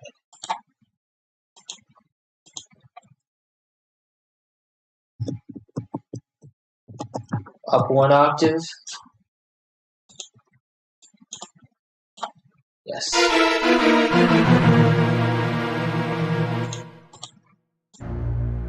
Nice. And also, change to Alt-C to change it to, wait. Select 4, and then Alt-C to change it.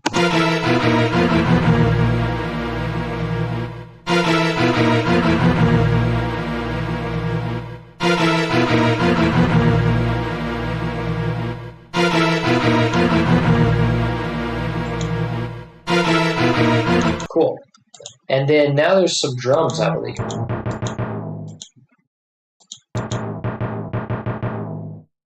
Okay, cool. So we have a simple timpani line. Let me add my timpani. I should have saved a template for that. Yes. So we have 3 different timpani samples that we want to round robin through, and so let's just grab that.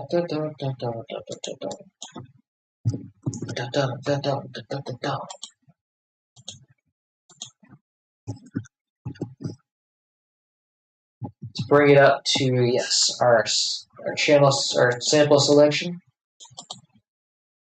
And now let's just cycle through. Let's have it cycle through each note.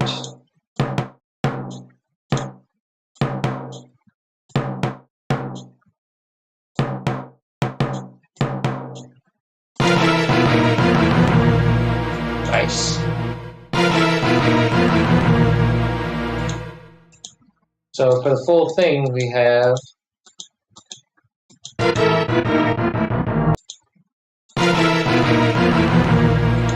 and like always, this timpani kind of lacks bass, so what we need to do is put it to a mixer track and raise up the bass a little bit. Let me put this on the main screen so you guys can see what I'm doing. So we raise up the bass.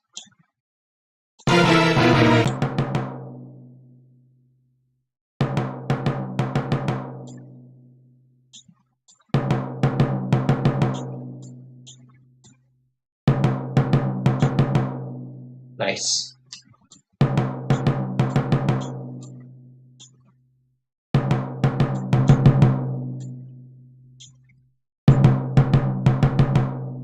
Really want like to hit the sub like that.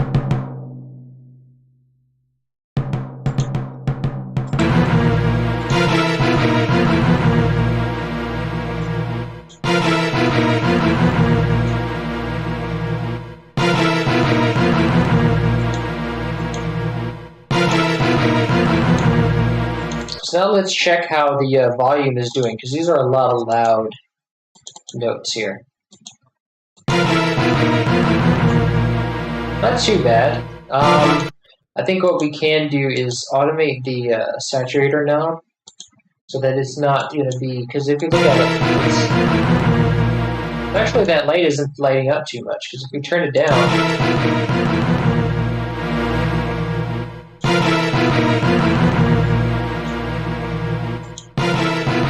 but I do want to compensate for that volume increase because it does increase the volume. So if I do set, and it'll take it back down.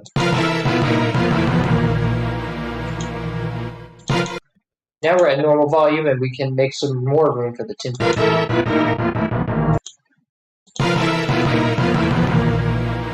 Nice.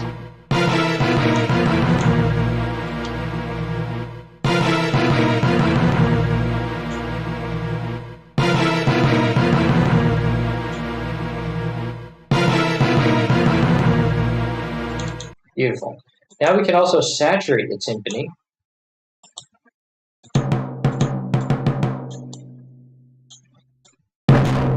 Wow, what in the world? What is going on? Oh my god. It's my FL Studio's freaking out on me. Let me mute this for a second.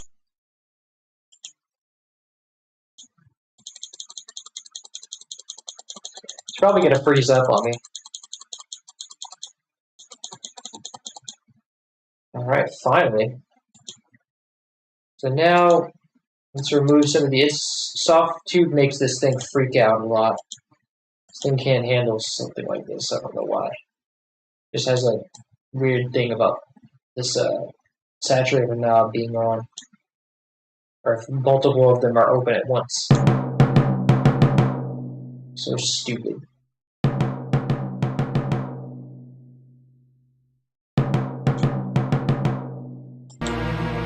Alright, so now with that saturated.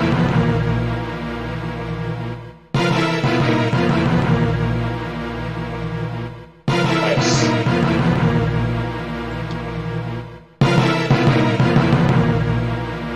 There we go. That's a good punch on the timpani. But it is more of a punch than they had in the original. The timpani was more tucked behind, I think, in the original. So let's actually compensate for the saturation knob's volume.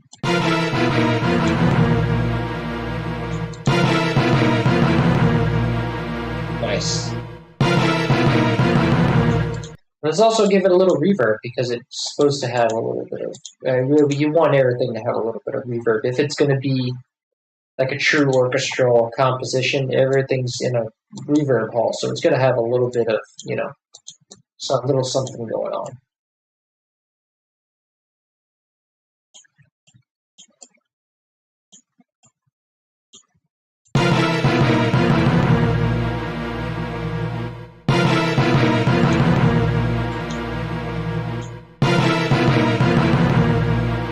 Nice. So now, if we connect it with the full theme, that sounds like.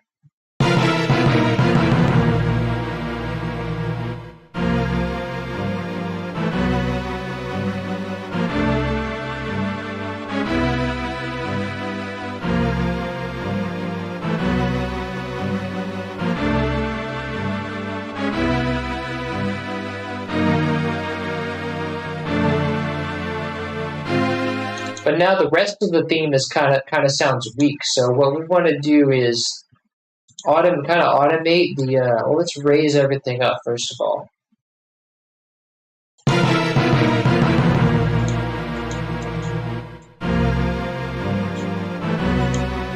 Actually, no, it still doesn't.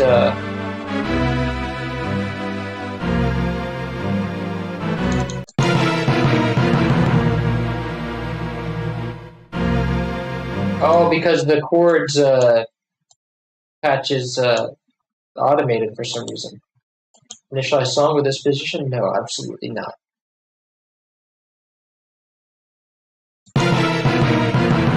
And yet, it still goes down there for some reason. Don't link to controller. Do not do that. And do not initialize a song with this position. Why does it... It's linked to some controller. So accept, remove that controller. There we go, now it's gone. And it still goes down. This is what I hate about FL Studio sometimes. So I think we have to go into something, into remote control and delete something because it doesn't just work. No, that's not it.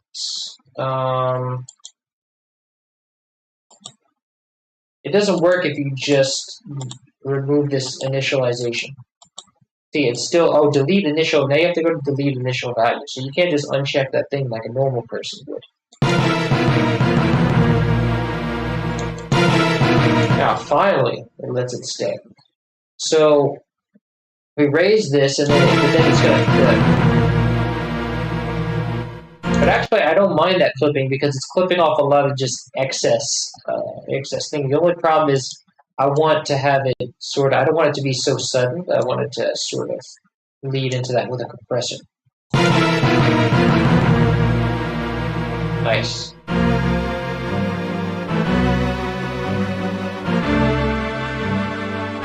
So that works. We actually don't have to automate. Yeah, we actually don't have to automate everything, so I'm good with that, if y'all are good with that. Um, okay. Alright, so, well, ladies and gentlemen, hell yeah, hell yeah. Welcome, Casey. I hope you aren't getting the program crashes like before. Oh, I'm always getting program crashes. Um, yeah, always program crashes. That's a Windows thing. There's always program crashes with Windows machines. And I can't afford a Mac, so there's no, Mac is the only operating system that you don't have to use a lot of programming code for that doesn't crash, and they know it, so they charge you a pretty penny for that, which I don't have. So that's not going to be an option. But let's see. Oh geez, Rick. The drummer is a little bit aggressive. Yes. Well, this is an aggressive intro. Are you going for a warmer or cooler sound for this OST? I'm just going for a realistic sound. I'm going for realism. There you go. I want this to feel like as much like an orchestral score as possible.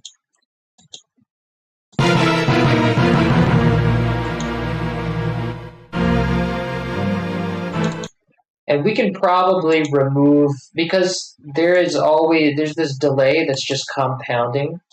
We can probably actually remove it in the intro. And then just paint it on in the lead.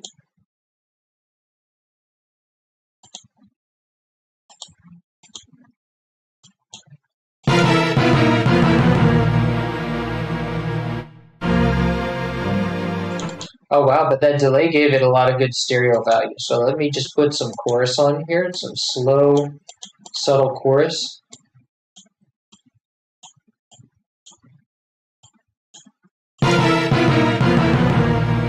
Nice.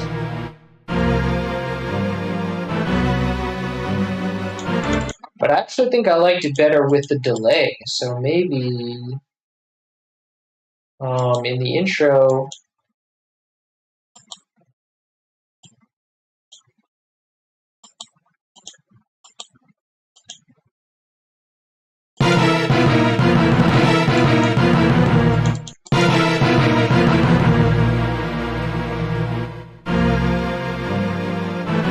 I think we want to just take the feedback down and take the maybe less echoes.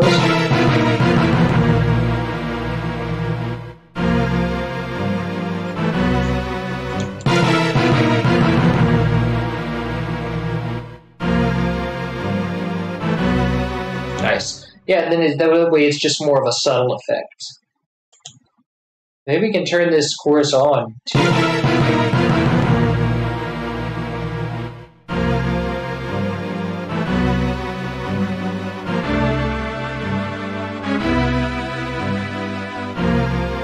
Nice. Okay, that works.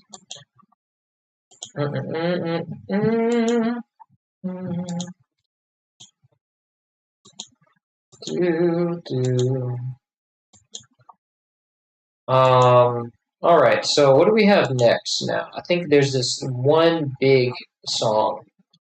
No, it's a short song. Ganon's Message, and then Prince of Darkness.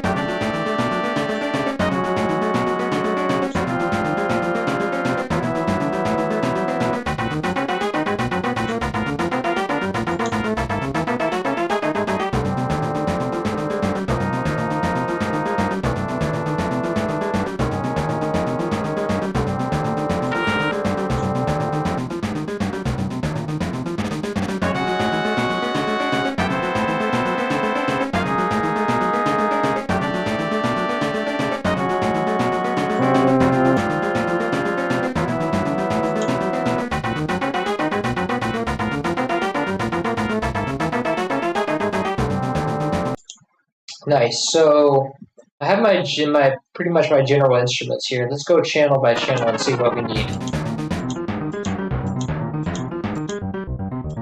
Oh, there's also a piano in here. Nice. Thought there was something that I didn't recognize in there. So contacts. Where did my contact go? Oh, Jesus. Oh, there it is.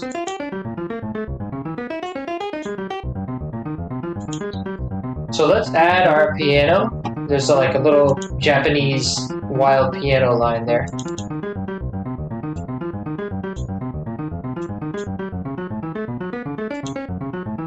So it has a intro of like, oh, intro brass. And I'm pretty sure this is our octave brass again. So let us copy this. Wait, what did I? Oh my god. So copy and make a new channel, call it brass.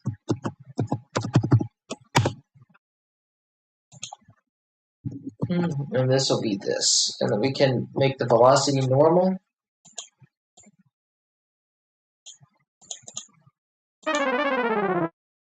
Nice.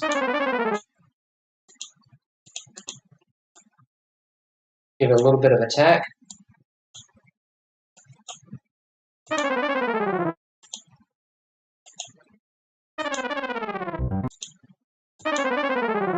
Nice. Okay. And then back at our piano, we have a loop. It loops and then it changes key a bit. But the downbeat is here, so yes. Oh, but actually the downbeat starts here. The piano is a bit late. Oh no, it just has the note down there. So it's a repeating bar for a while, and then so it repeats this bar, and then there's this bar. So it just changes key once. That's all.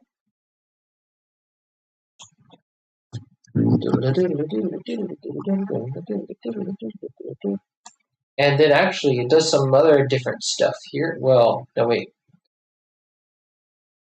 It repeats this bar, and then let me copy this down first. Find first empty, call it piano.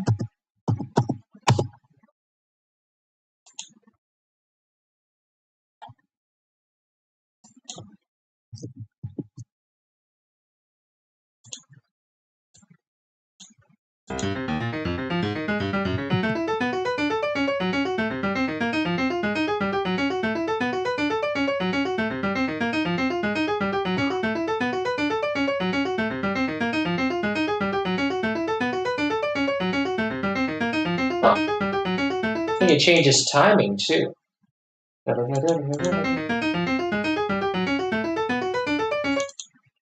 Weird.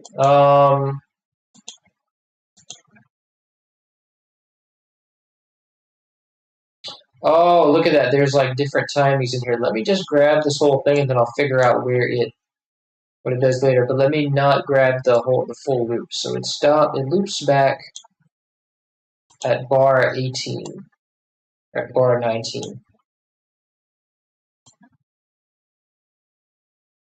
I just want to make sure that I don't copy that last part. Actually, I'll just delete that.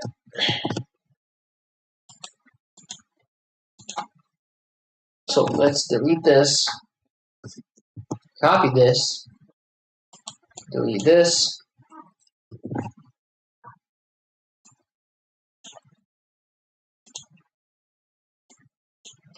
Push this an octave up. Alt X to normalize the velocity.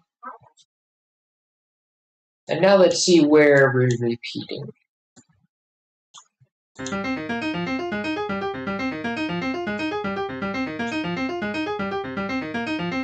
Oh, I see. It's like cutting off an octave. It's cutting off every like before the bar ends.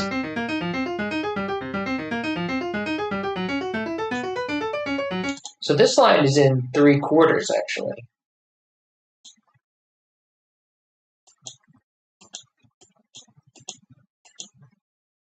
Yeah, it's wait. No, it's in like something else. Something weird. Let's see. Dun, dun, 1, 2, 1, 2, 3, 4, 5. It's in like something crazy. Um.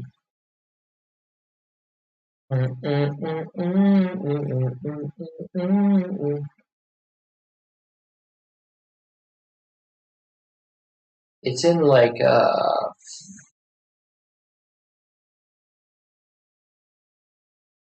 4. It's like 1, 2, 3, 4, 5. It just cuts off. That's all. The bar cuts off like right here. It should go for 2 more steps, but it doesn't. It's not 5/4, is it? Just want to make sure because I don't exactly remember much about 5/4. No. What about 6? No. There's just some weird stuff going on. So that's fine. We can just copy. Let's say this is 1 bar. This is 1 bar. It just repeats.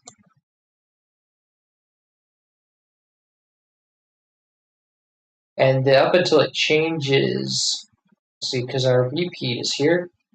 And so it changes here. You can remove this. It just goes up a key. It goes from being in C to being in F sharp. Okay. So it goes up a tritone. And then it goes down a minor second. And it keeps climbing down a minor second. And it has this cadence until it gets back to the original. So that's cool. So really we just have to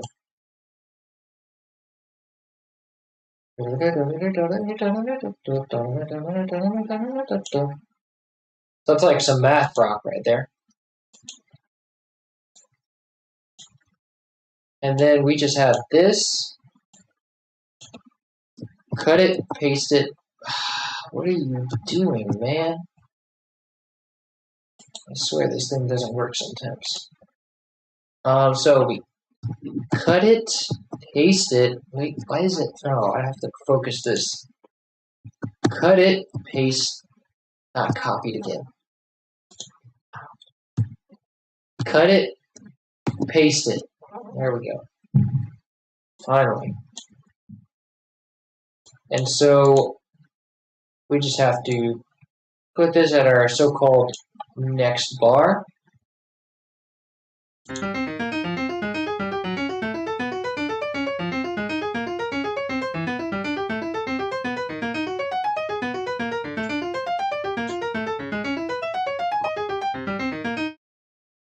And that's where it repeats.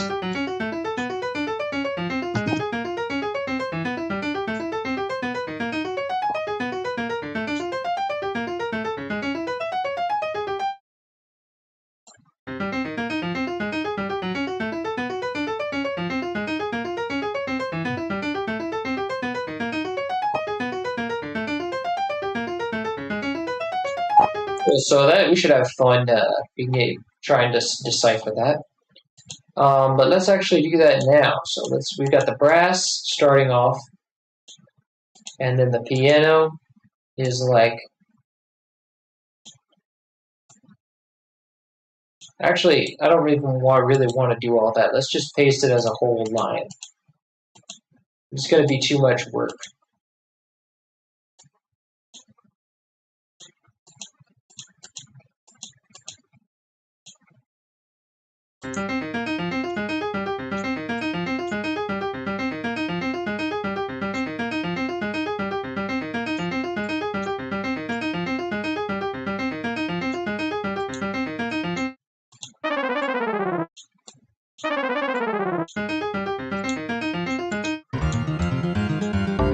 Whoops.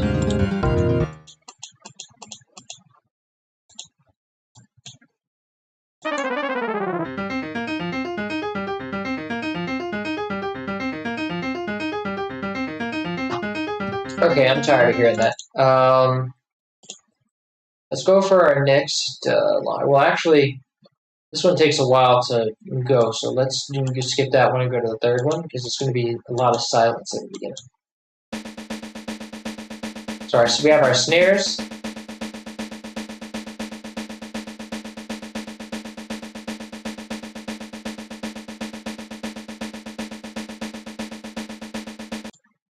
Cool, so it pretty much stays the same, as far as I can tell. Doesn't change.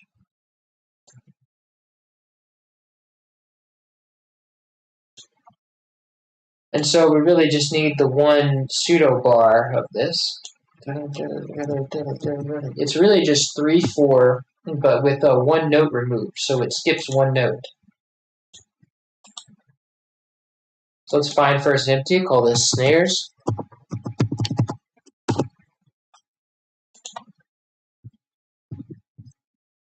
And let's distribute this round robin style between all our snares.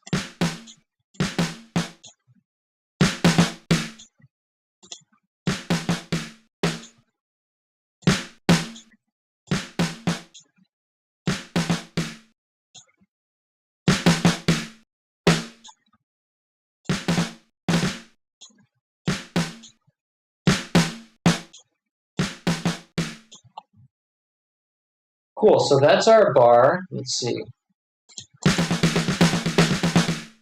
We need to normalize the velocity.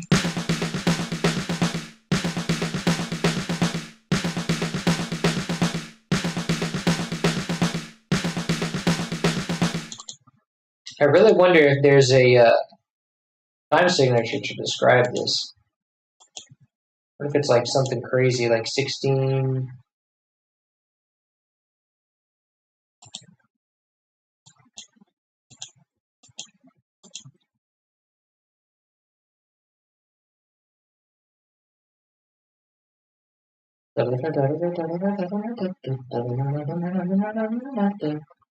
There's no way to divide this up. It's like 3, 3, 3, 3, 2.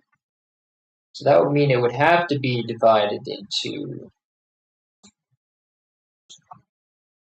1, 2, 3, 4, 1, 4, 1, 2, 3, 4, 1, 2, 3. It would have to be divided into 2s. So it would have to be just 2 something.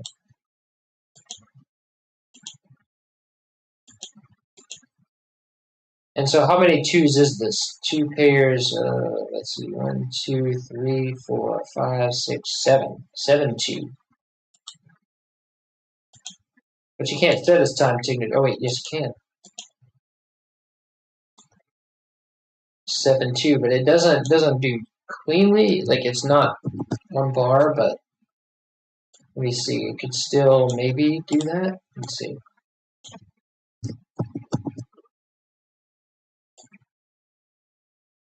There you go. That works. 7 2. Or does anything divide more? Like if I do 7 4, does that? I don't know how the division works. Yes, 7 4 works. All right. We have 7 4. Let's change our project to 7 4.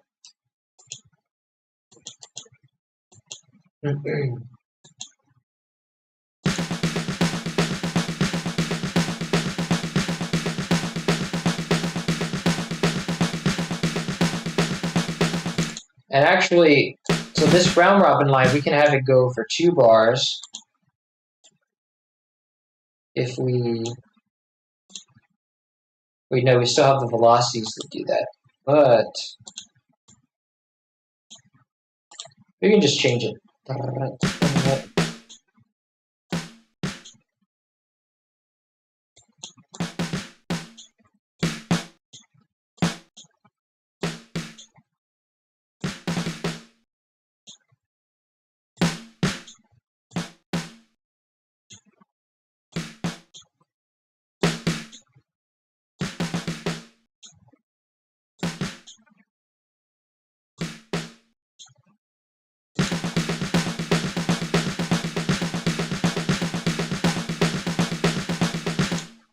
And I want to kind of give that a couple of bars before it rolls over. So let's copy this again.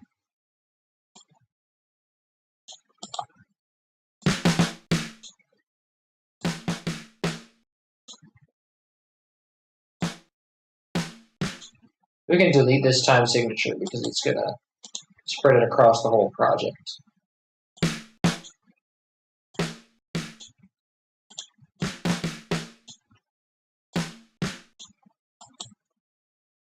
Whoops.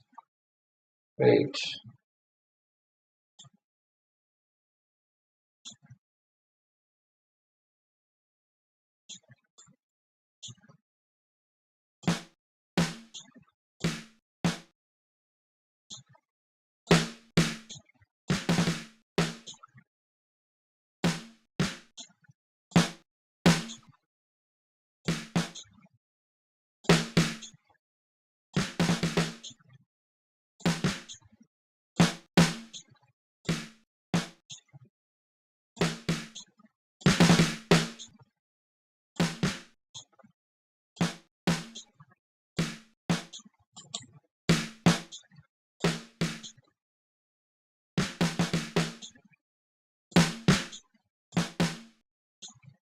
Okay, that works.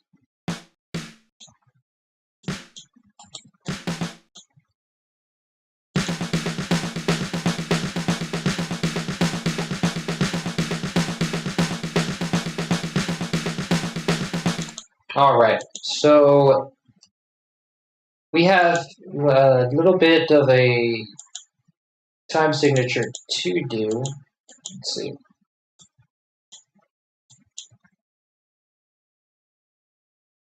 Actually, I think this is 7/8.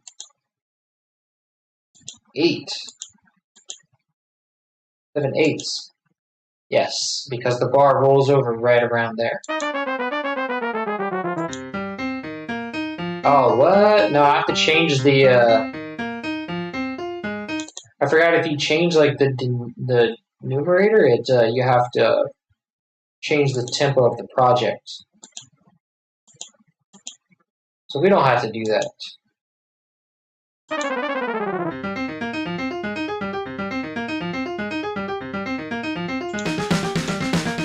There's our snares.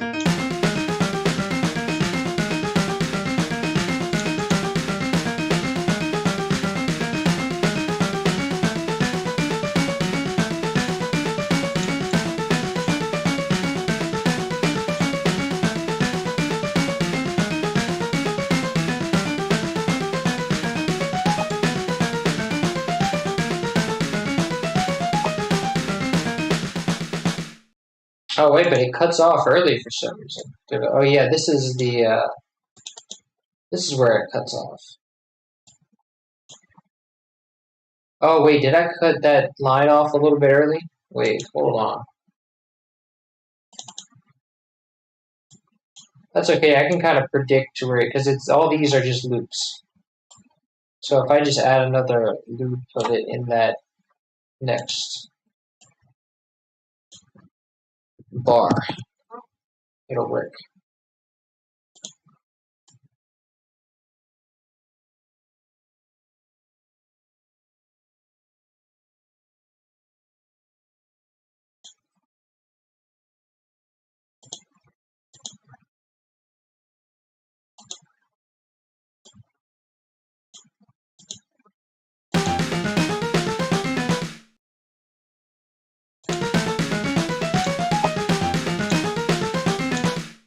Wait a minute.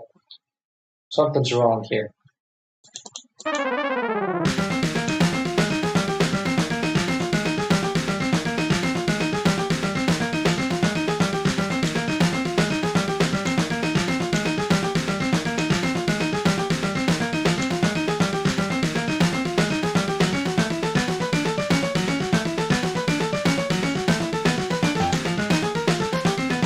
But it still has an odd bar because we had to do it in 7/4. It's actually 7/8. Bar is going to be odd out.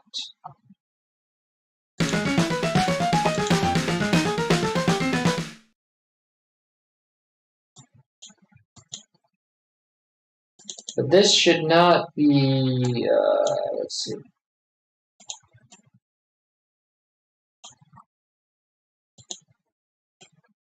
Should be in this key right here.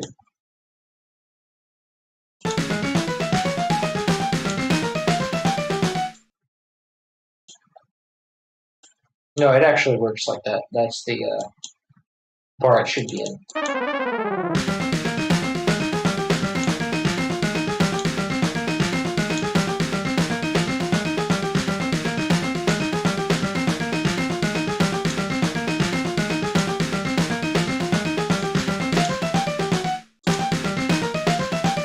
Oh wait, I don't need that bar there.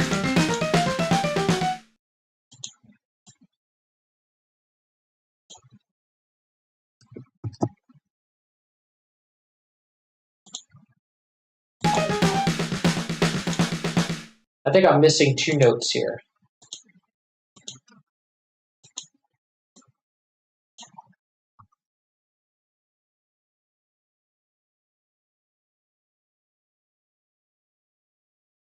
Wait, no.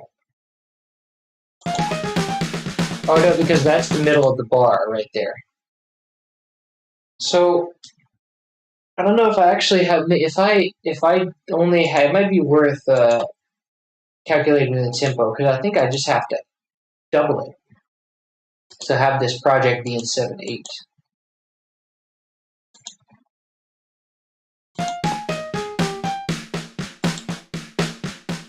Let's see what happens if I go to 240 now.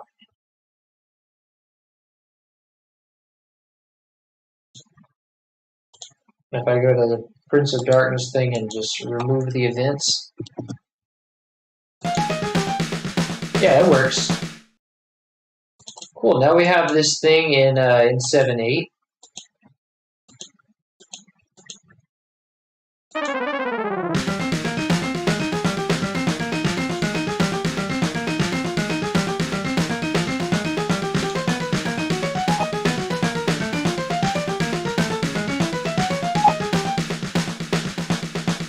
Cool, and now we can. So now we just cut the snare short, and that all works out very well. All right, so man, good stuff. So let's see. What do we have next? So what is? I want to try the rest of this brass down here. Actually, let me try this other thing that starts at the beginning. This other harmony.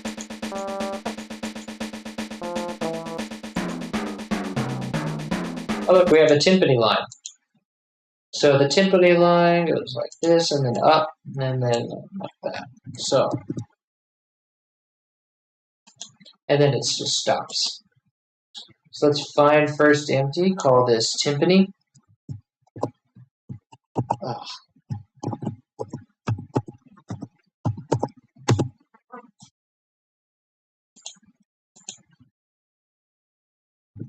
Now we just cycle through all three. Cycle all this through three. Three notes. Let me grab all this and pull it to the beginning. Normalize the velocity and oh wait, because all these are notes. This is like a melody, so I have to actually. So before I do all this, I have to denote these pitches because this is the low. This is the C note, right?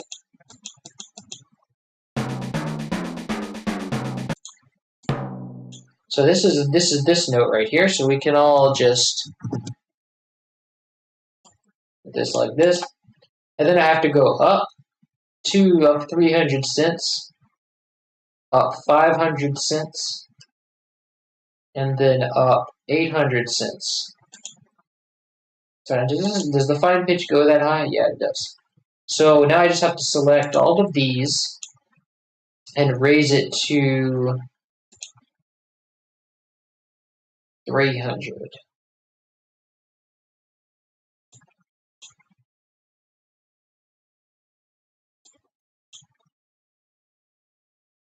$500, $400, $300.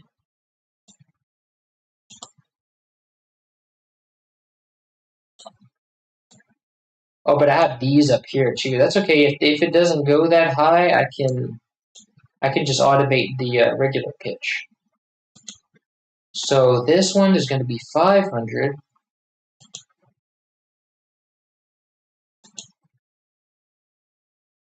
500 is right here.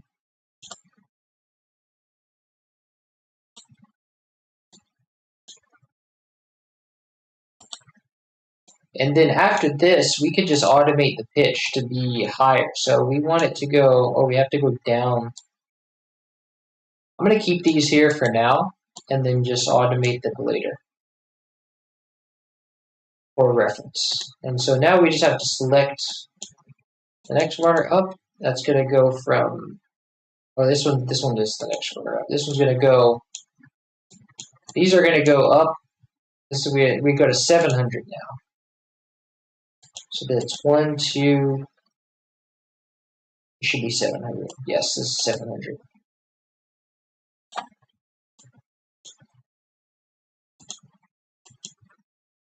So now we go to 800, which is the next block up.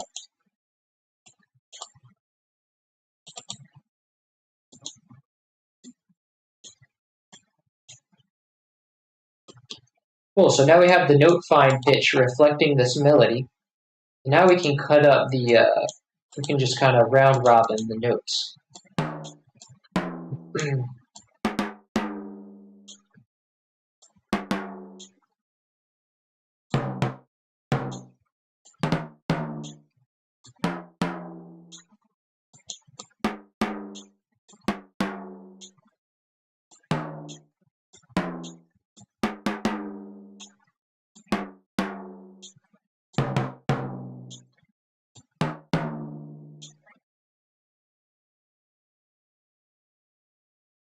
And actually, it just repeats here, so we don't really have to do anything further than this. And then all I have to do is, so the note is C here, and then it goes to, what is it, F sharp? Yeah, I think it's F sharp, because it pitches up, scales up to F sharp at the next one. So I just need to automate the pitch. Let's see. So I can just duplicate this. Let me quantize this so that and then do Control B. What in the world? You are gotta be kidding me.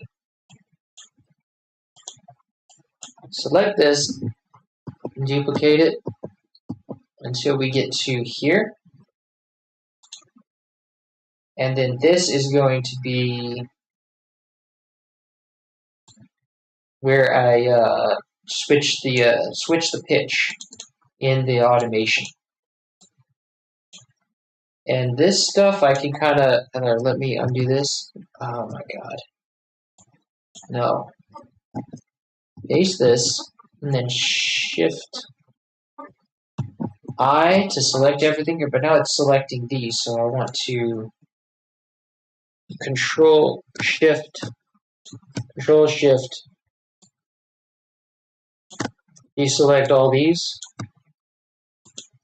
And then I want to mute these notes out. Mute, so now that we can just select all these. Whoops. Oh, jeez. Alright, so we change the color here, so I can select them without selecting the other. And just mute this out. So now I have the reference, but it's not going to be played. So now I can select these, and then duplicate the begin as many times until the loop goes on, and then now we just automate the pitch when these notes appear, which is going to be bar 10. And a tritone is like plus 600. Let's see. 1, 2, 3, 4, 5, 6 plus 600 cents. So We want to go to wherever 600 is. That's this bar right here. At bar 10. After bar 10. Yeah, at bar 10. So at bar 10, we want to go to 600 cents.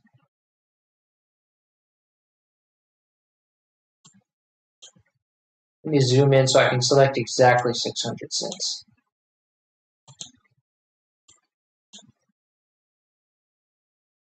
Cool, so we've got about 600, let me zoom in some more. That should exactly right. 600 cents. So now we have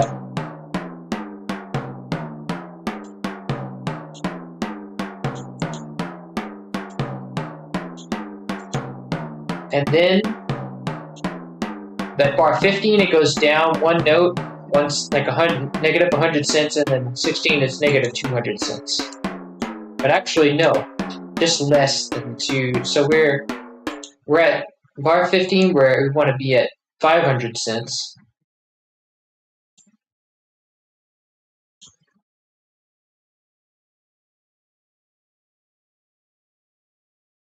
You follow along in the taskbar there, in the top left. Tells us how many cents we're at.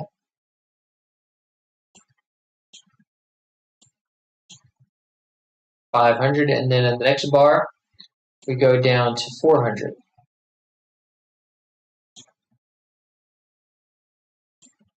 There we go.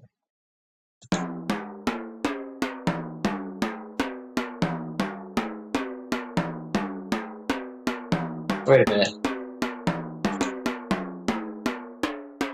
The scale is off, so it's got to be. I think the something is set wrong with this thing.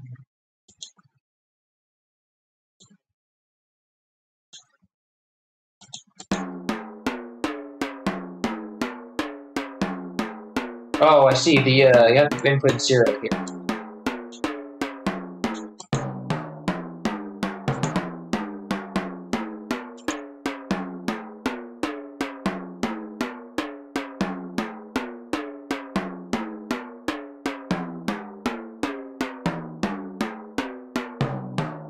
Nice. Okay, that's a scale. All right, so let's drop this in. Why does it say /timpani?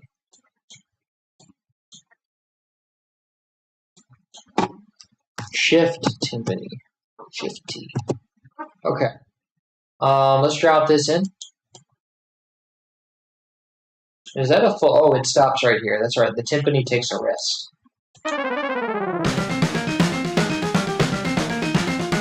The snares are also too loud.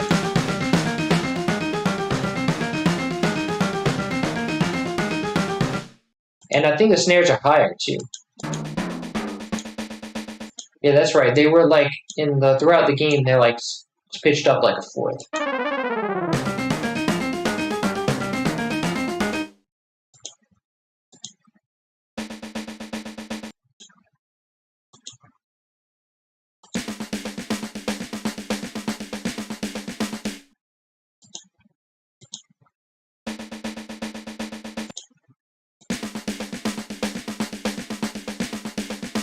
Nice.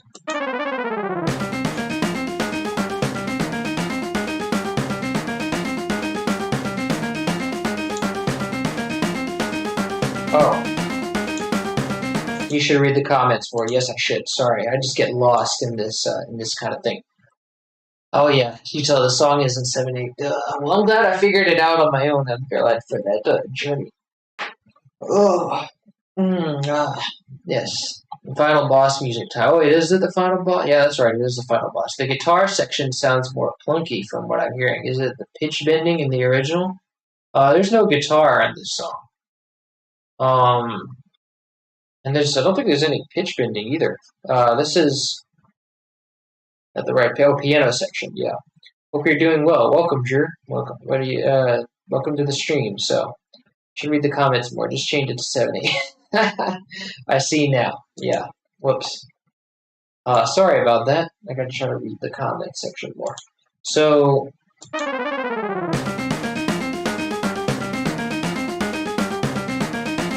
Alright, so now we have the timpani having a rest. And then what's next? So now we can get to our melodic stuff. Let's get to that second channel.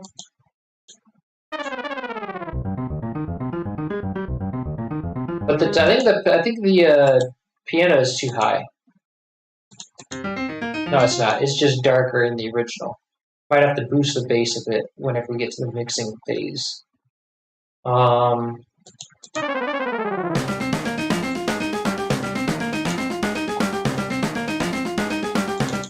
So now we just need that brass patch, or no, whatever's the melody here.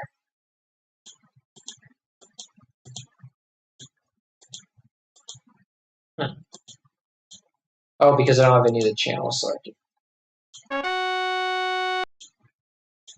Nice.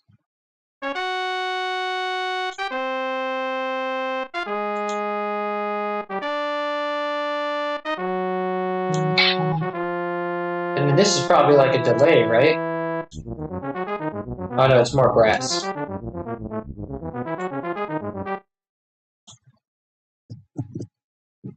Nice. So now we can put this in the brass patch. But actually, I don't know. I think the rest of this is brass. So let's just go in order.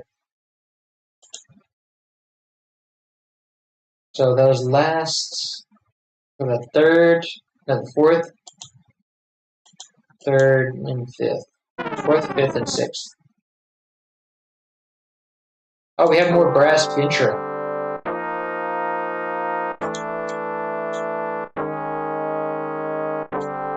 Nice. And then it repeats over.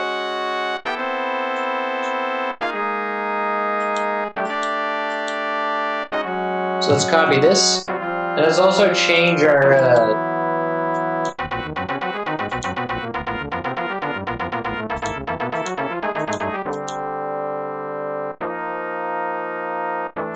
no, I didn't ask you to do that.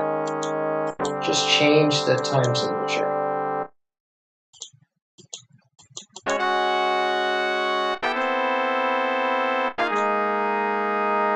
Oh, so we got some brass chords here. Alright, that's getting annoying. And let me actually read the... okay, nobody said anything. So let's go into our brass and just push this here and normalize the velocity.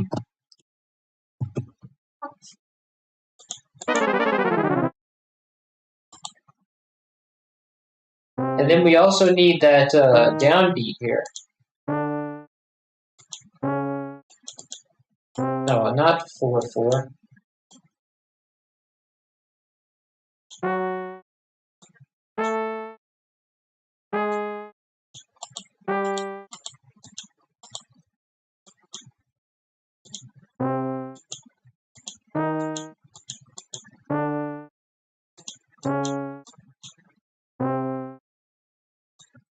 Okay, so now we just need to make this sustain.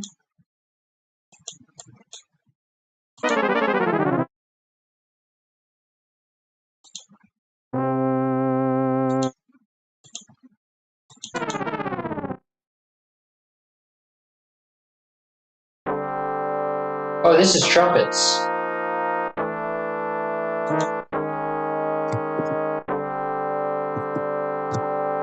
So cut this and then bring it to the trumpet section.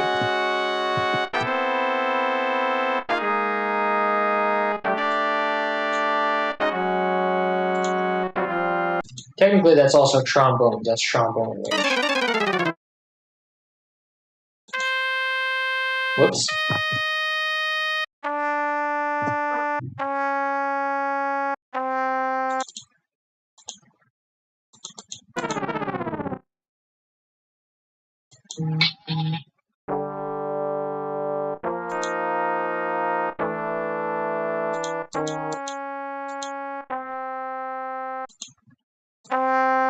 There we go. And so now we just grab the other layer and then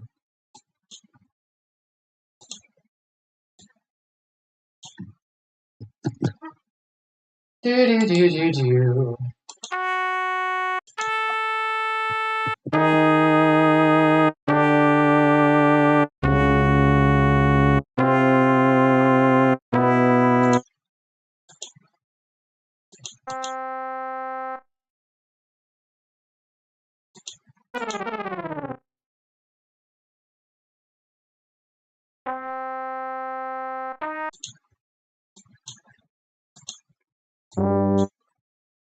Wait a minute. This is the wrong one too. Are you kidding me? Why is it not responding? Control X. Alright.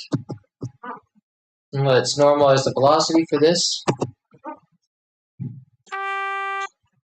And what pitch does it go to?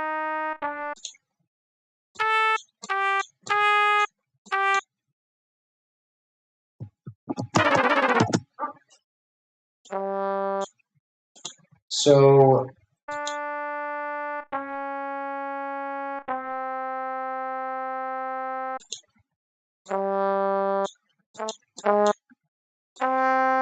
oh, this is the other one? Let me see, hold on. Oh, this is the first one. I have to go to this one.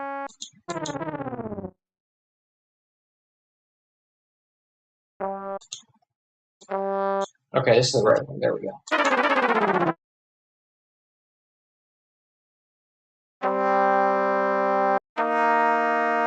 Cool, so it's just power chords. And then the next one doesn't have an intro.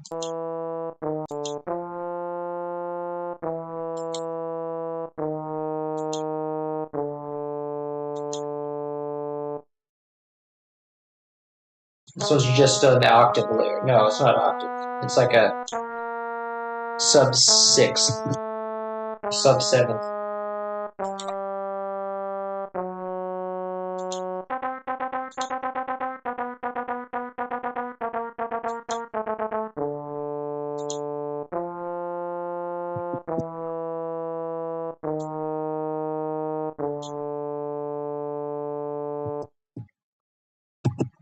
And this goes an octave down.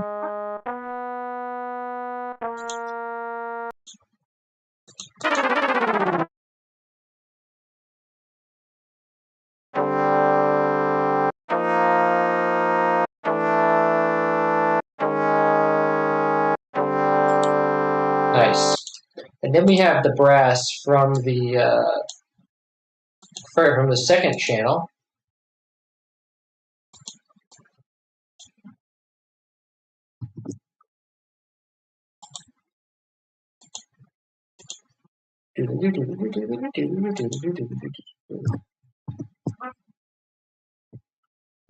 Normalize the velocity. Let's zoom in on it so we can find what was the, I don't remember what bar this starts at.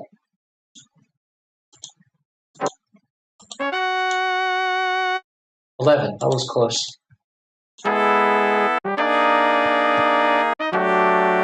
Wow, that's discordant.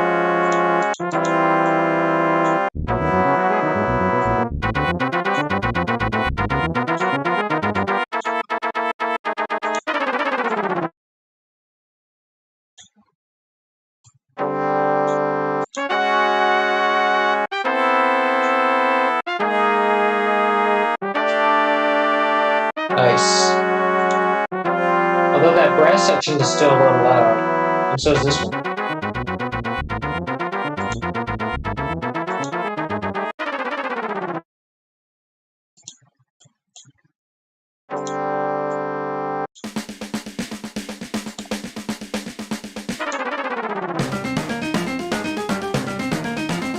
Cool.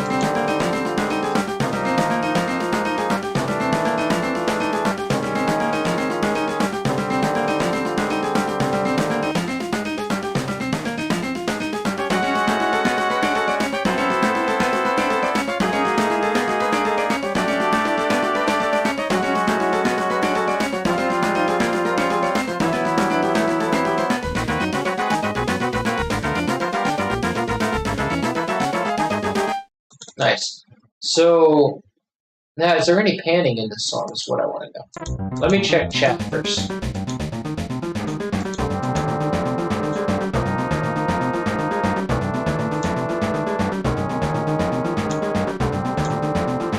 I think the piano can go an octave lower. Let's see.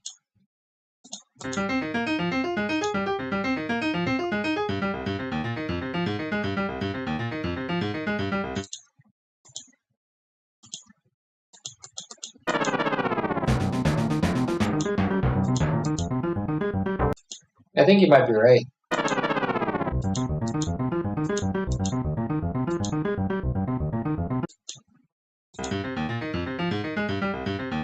Yeah, that sounds good to me.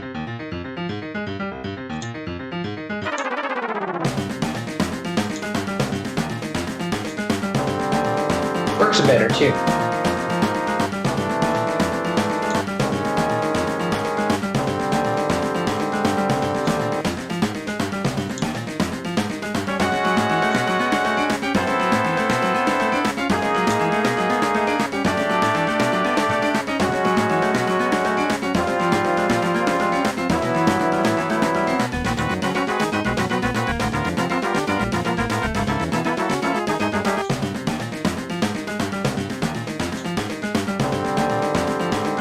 Okay, so now we've removed some of the intro. So we remove 2 bars, and it just starts like that, like that.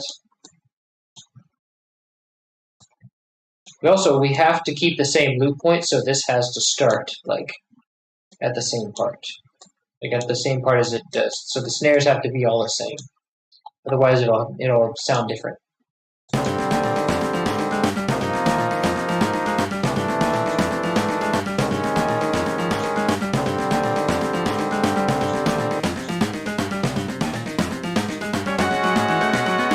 Do these snares connect in any way, or is it just no? They connect by 1 bar, so that's not too bad.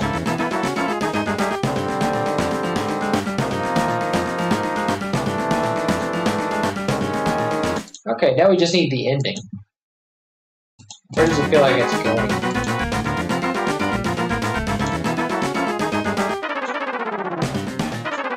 So for this one, let's see. Let me see what chat is saying. Piano's velocity might be different. It's just because they're using one sample in the game. That's why it sounds so much different. But we'll sort of recreate that darkness when we go to mixing phase. So let's see. Where does this? Now we just have to end it. So where does this feel like it's going? Obviously, going down. So just make it go to G, I guess. And let's just make it go to G. So we ended on G.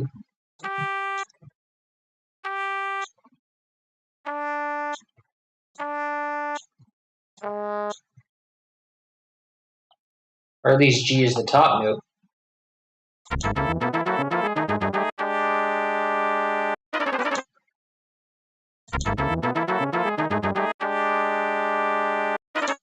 Okay, that works. Oh, but then we have that other brass part that's like, the other brass section that's doing all these arpeggios. So what note does that one end on? So we have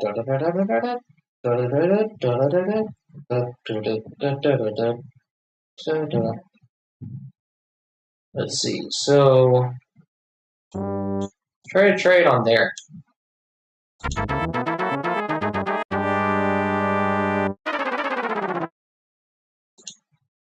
Let's try do do do do.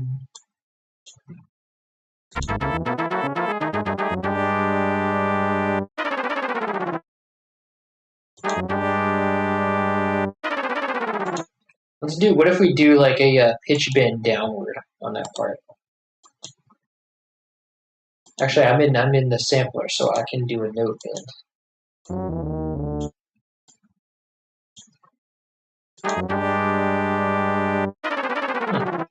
Doesn't let me do it. Weird.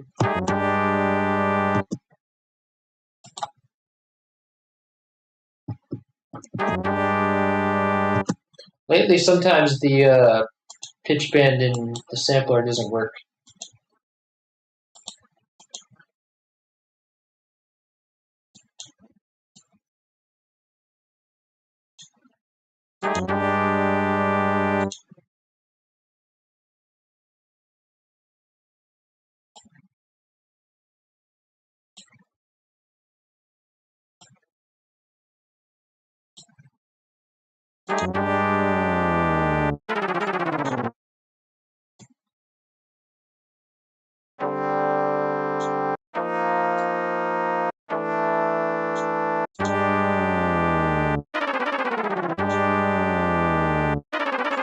Nice. I like that pitch bend just on that one brass section.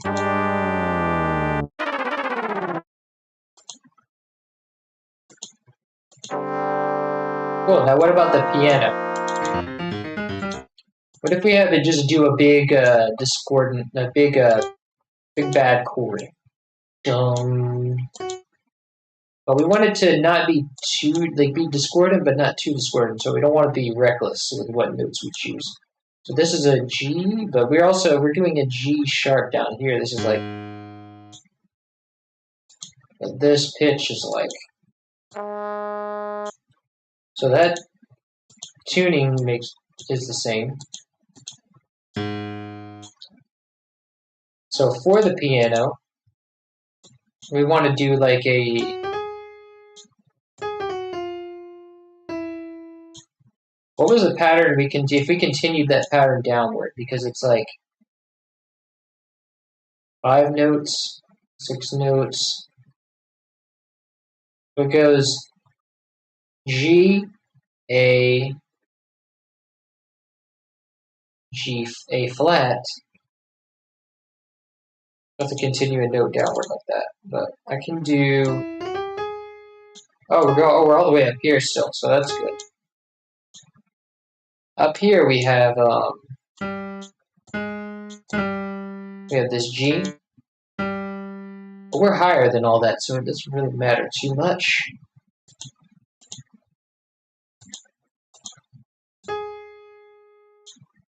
We can probably just do that F sharp.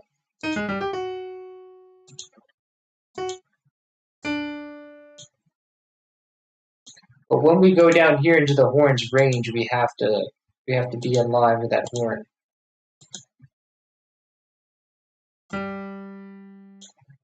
G4, D4, A flat 3.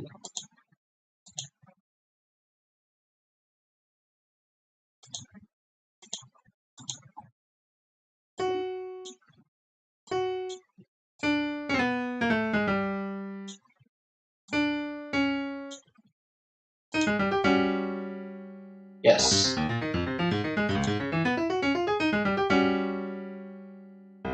Nice.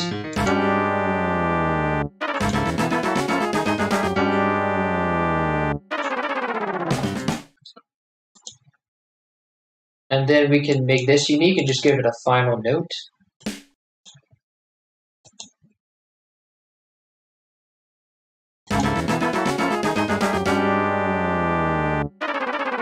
Nice. Oh no, that seems kind of lackluster, but I don't have any other ideas right now. There's sort of a snare trill at 46 with it might be a good idea to. Oh wait, let's see. It might be a good idea to use the higher samples for the piano again. Oh, we shall see. I want to kind of avoid that because when we have sounds good, like it sounds like it should, like it works.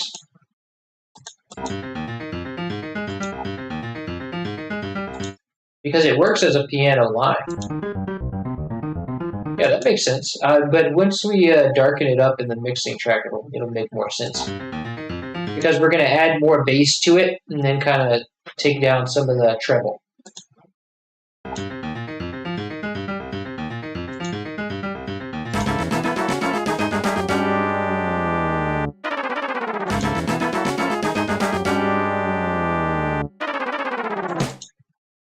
Nice. So there's sort of a snare trill at 46. It's got a shortened decay, I think. Let's see, 46.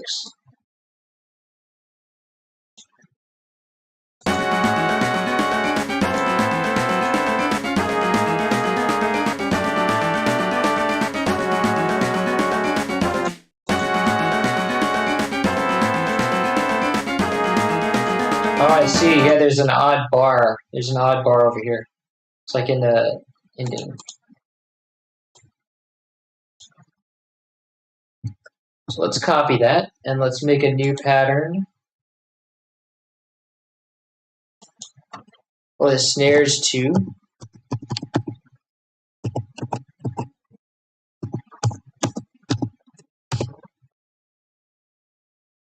And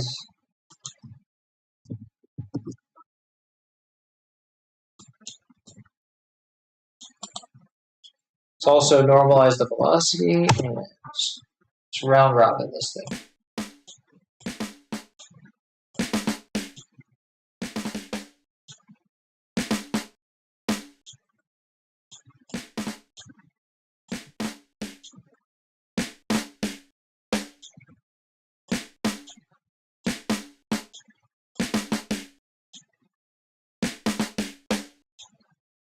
All right.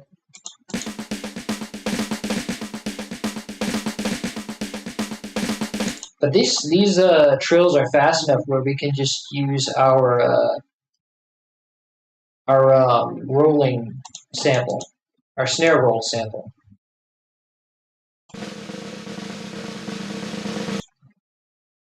So let's mute these out.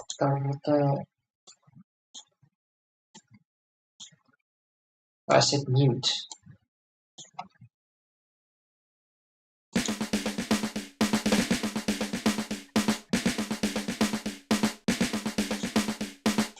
So we just need it on these two notes here.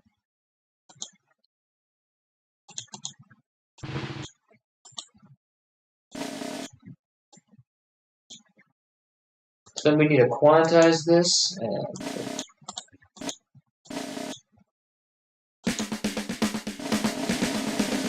oops, I didn't tell it. You have to give it an envelope for these things.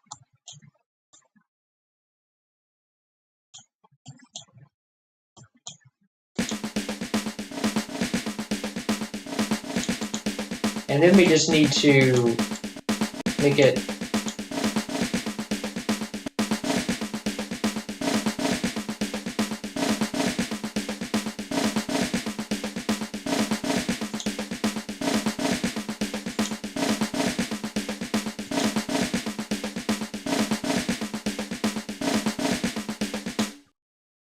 and so that sounds like, as opposed to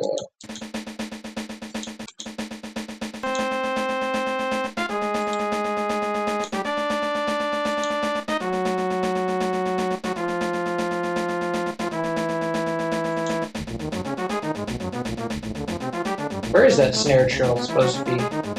46, that's right.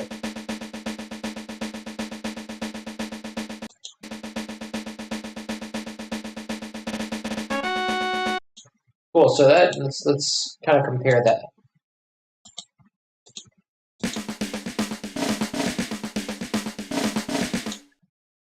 Nice, I like that.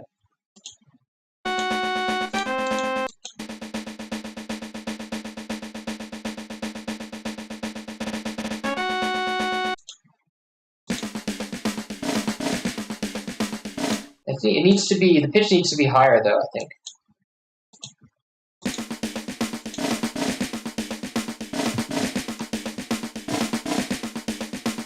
Boy, that is kind of, yeah, it's the same pitch.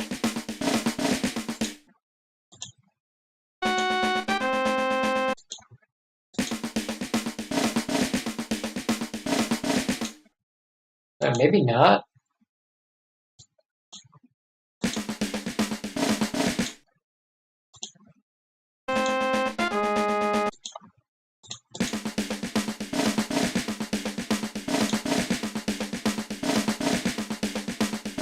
That would mean that this needs to be there.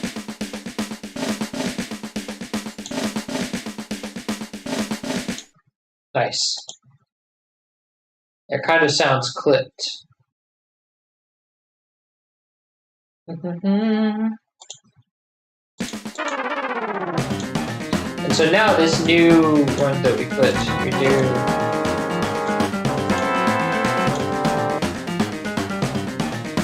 Okay, so it's right there. It's before those notes here, actually. Oh, come on.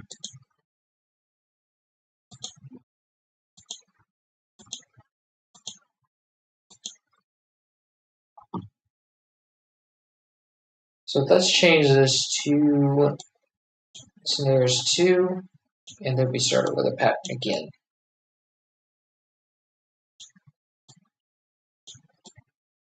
Now we can bump this pattern away, and then it really just has to start over at the same place. So yeah, that's right. And I think this is like, yeah, this is where the bar rolls over. So that actually works out perfectly.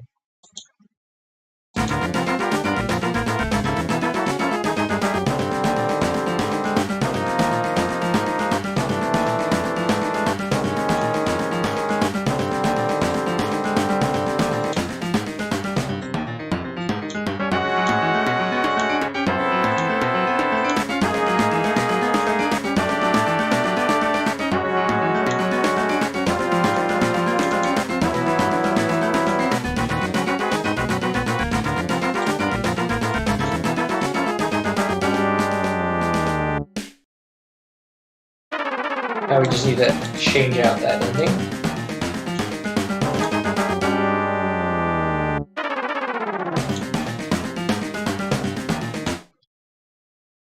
Actually, maybe we can use the snare roll for this ending to make this ending more interesting.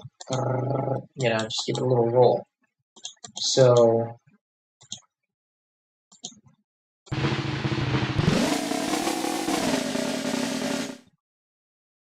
and does my note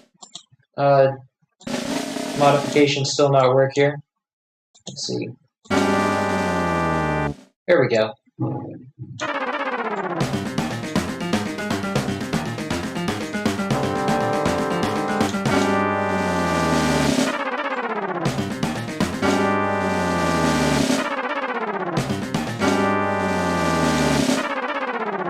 Nice.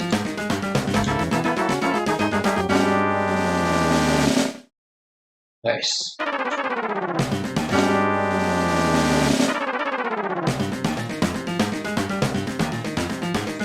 don't want it to dip down that much.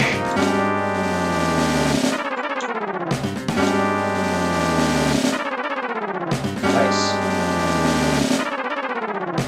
Nice. Okay. Let me see what y'all are saying.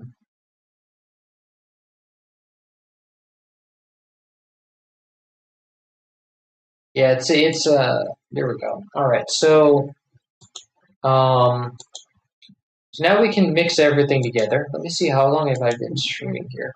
Almost about 3 hours exactly. So this is a 3-hour mark. And let's see. We can kind of mix everything together, and then I'll just take a break because I need to come back to this. I need to take a break. I'm like sore or something. I was in the cold working the night before. I don't know why they put me in the cold, but that was not good for my health. So let's see. We can go through everything and give it a mixer track and just see how it works. So here's the brass. Let's start with the brass. So this one sounds more like bones. Let's call this bones.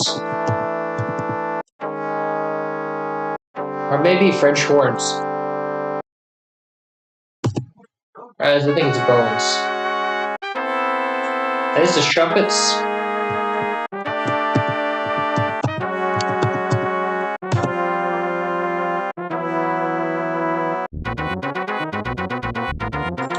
Piano.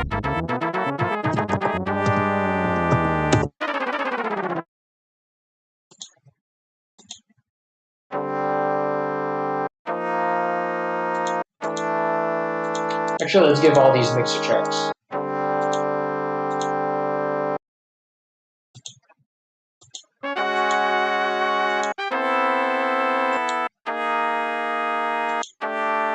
So we need chorus first of all.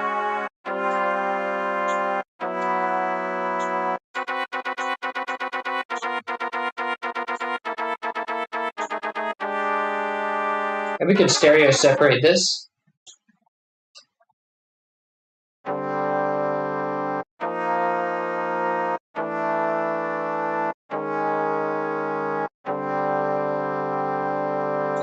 Let's saturate it a bit.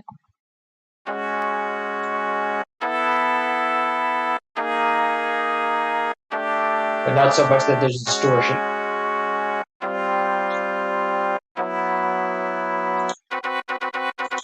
And let's put an exciter on it.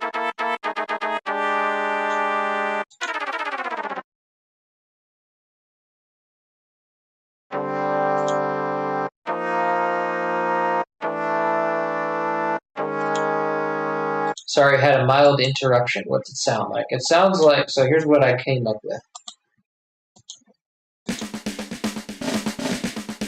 So I'll put the roll in there, because there's some rapid notes. So now it just goes.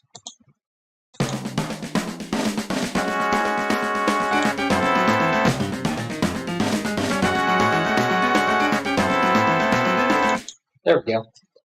So now let's see. We have the bones.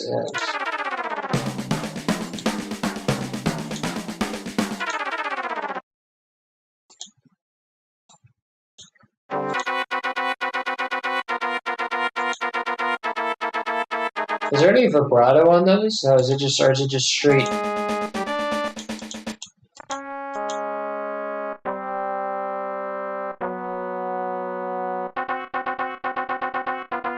No, it's pretty bad. It has a little reverb though, so let's give it some reverb.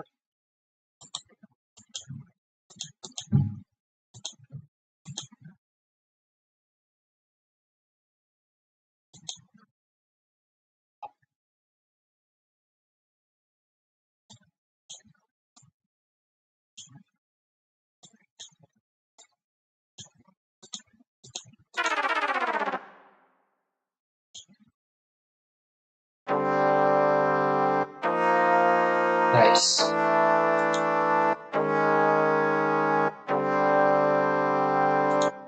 And then the trumpets are like, let's see.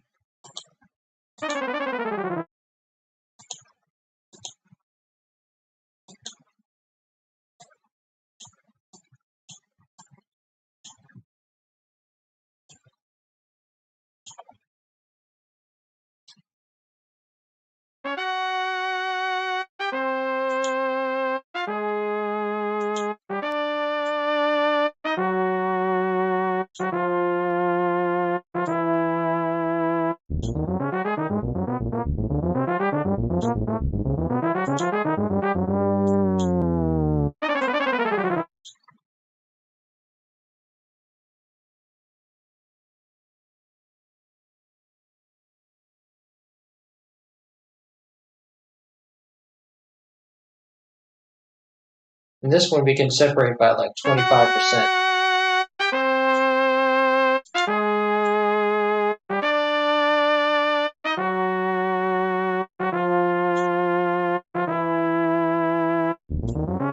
And send it to the lead reverb.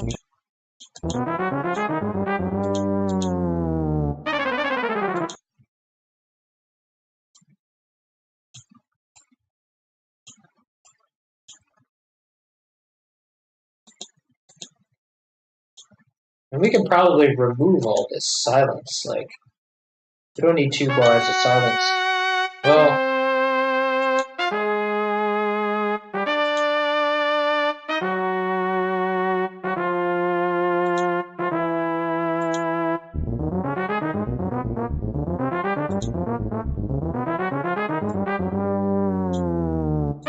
and actually, I want to put a, because this has some bass in it too, I want to put a patcher on it and do a mid-side EQ. So that way we don't separate the stereo of the bass, because you want bass to be kind of sort of mono more.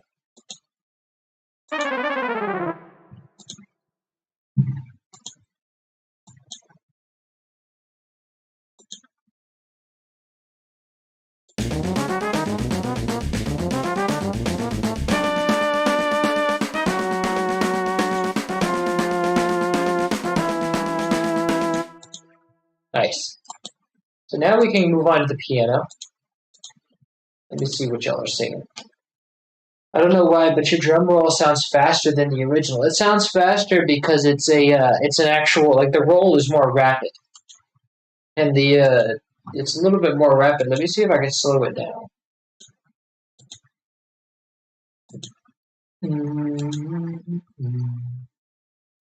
I can do stretch and then just do.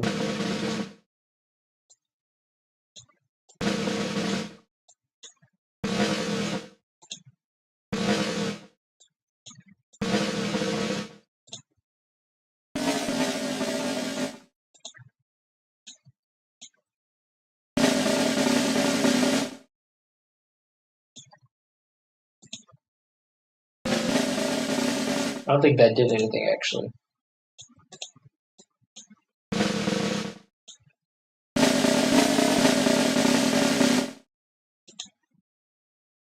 Let me listen to the original snare though.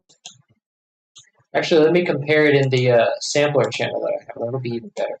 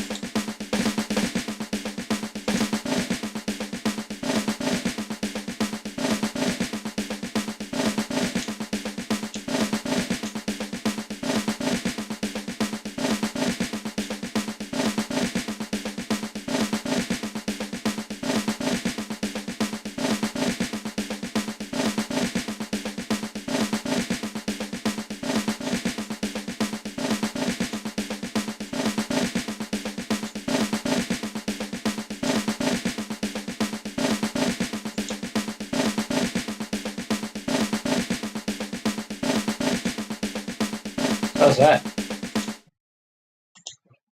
Yeah, that sounds a little better.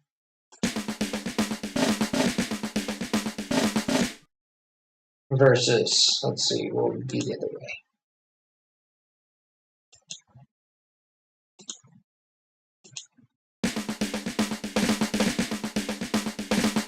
It just sounds like the snares are like running over each other whenever you do that. Like if you do them with individual notes, that's when it's good to use the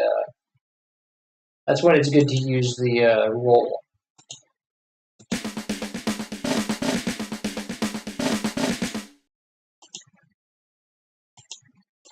All right. Let me know what you think about that.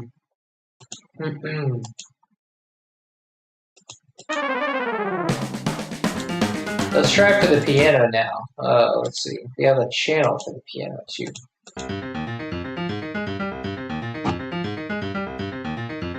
Okay, so now this one needs to be darker because in the original they're using a treble sample played down low, and so that makes it really compressed. So this is a really particularly compressed sound in the original, so it's going to sound different no matter what you do. But let's see what we can do to keep the feel of the original. Because it has a lot of bass in it in the original.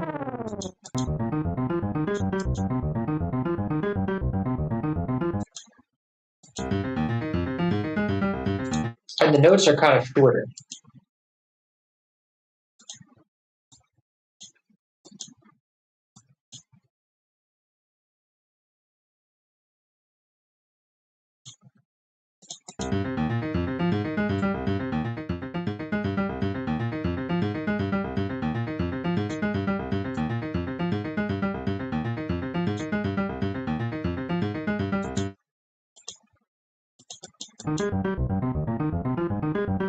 And there's no panning on it. There's panning on it all over the place here.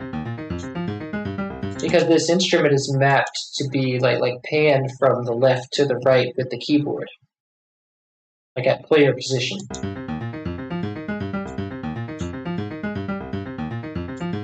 So let's just set all the panning to 0.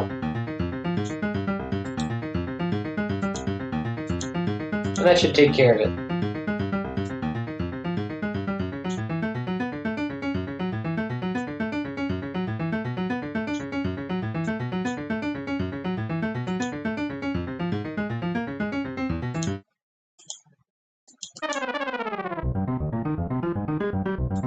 And the attack is also slower here, so.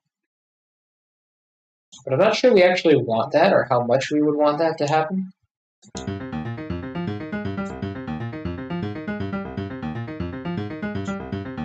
Because it is a very sharp, it is a very percussive line.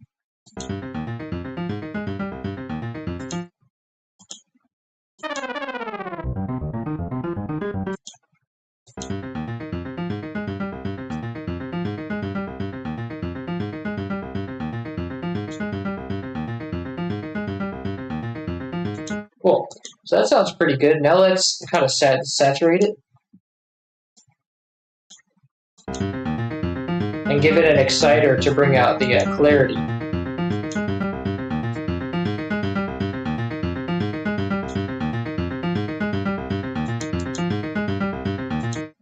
And let's also give it a little bit of chorus, just so it's not so mono.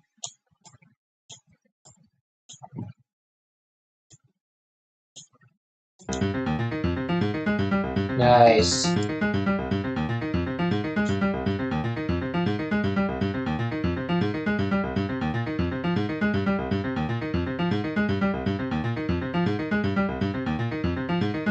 Let's also send it to the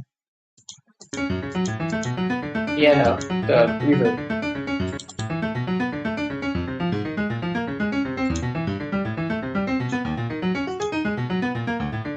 Nice. What do y'all think of that? Yeah, the snare drum has a staccato-ness. I'm guessing the fuzz on the attack is just compression. Yeah, the fuzz on the fuzz of the attack. It's like it's kind of a fuzzy sample because there's not a lot of detail in there. It's from the 80s. Yeah, that's about how it's gonna be.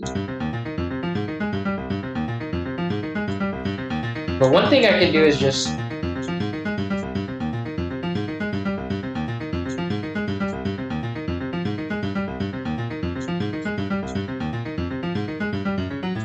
see, I can make it duller like that.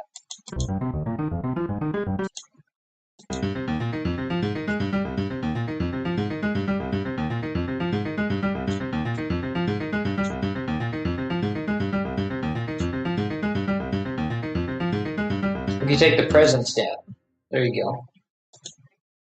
So now let's go to the snares.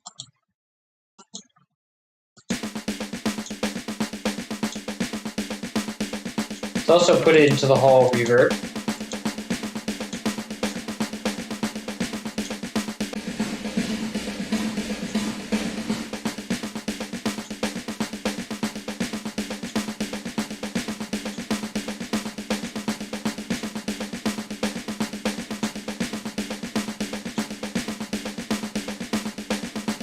And then let's see, let's put a little bit of saturation on it.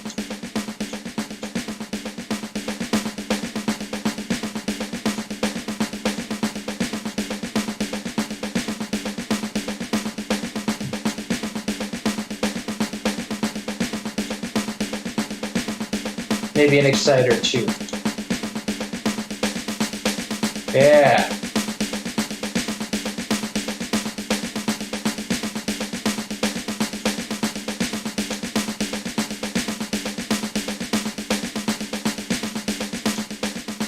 Let's compensate for the volume, for the gain. And that's about it. That's pretty much all it needs. But it is kind of stereo, so let's make it, let's put maybe a little bit of chorus on it too.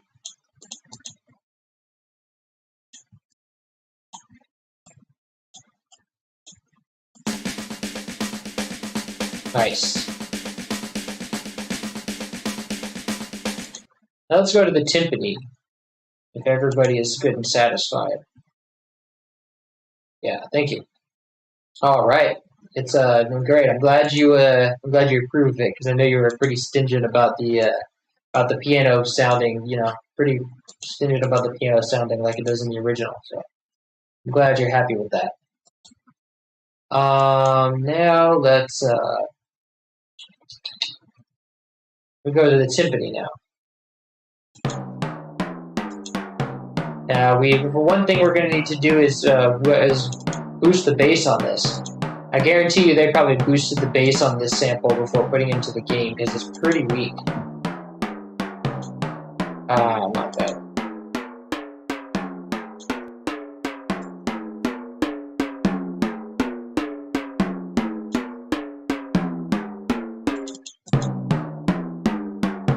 Yes. And let's saturate it. Nice. But also compensate for the volume.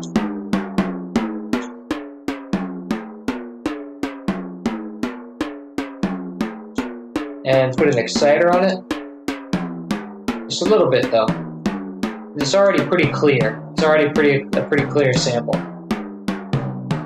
And then last but not least, let's put some chorus.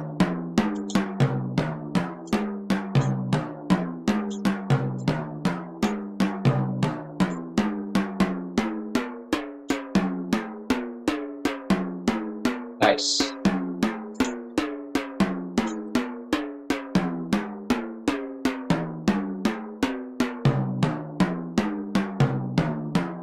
Dope. Let's also give it some reverb.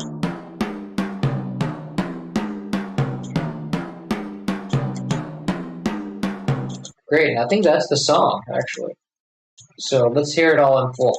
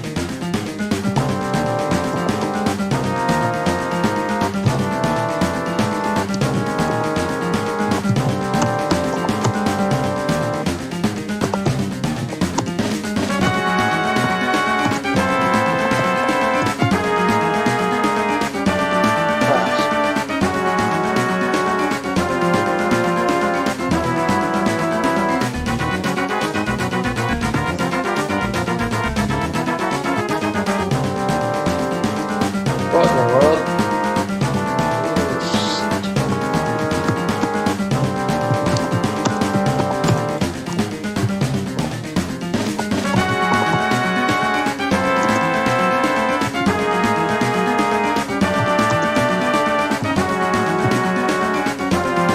All right.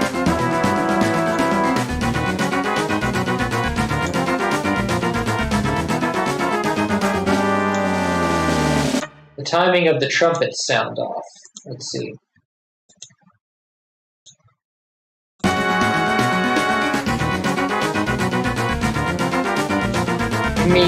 You mean these rapid notes, right? These right here.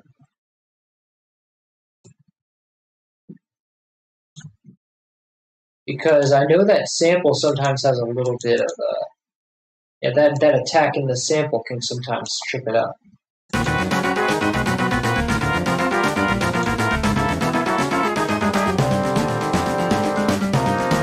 think that was it, yeah.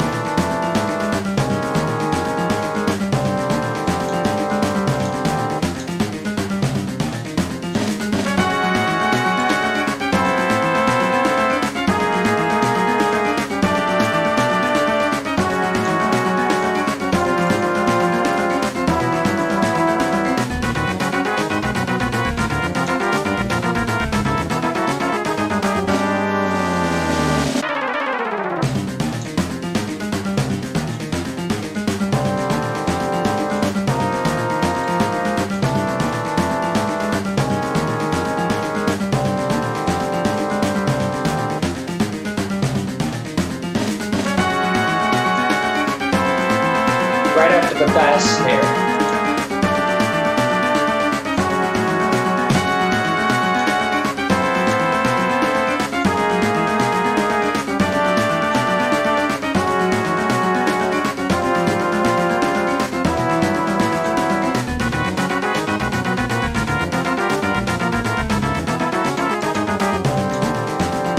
So it's supposed to be a step before the flam is here. I have it's a step before the bar.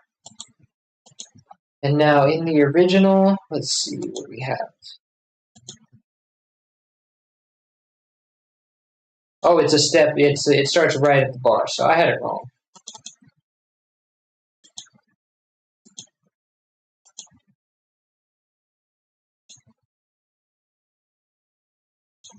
And this one also was wrong.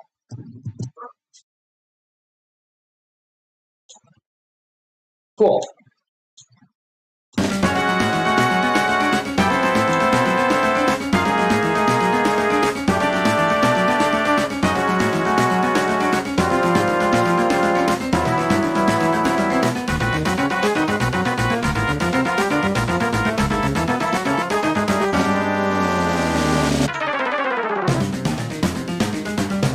Oh, this one's also a bit newer too.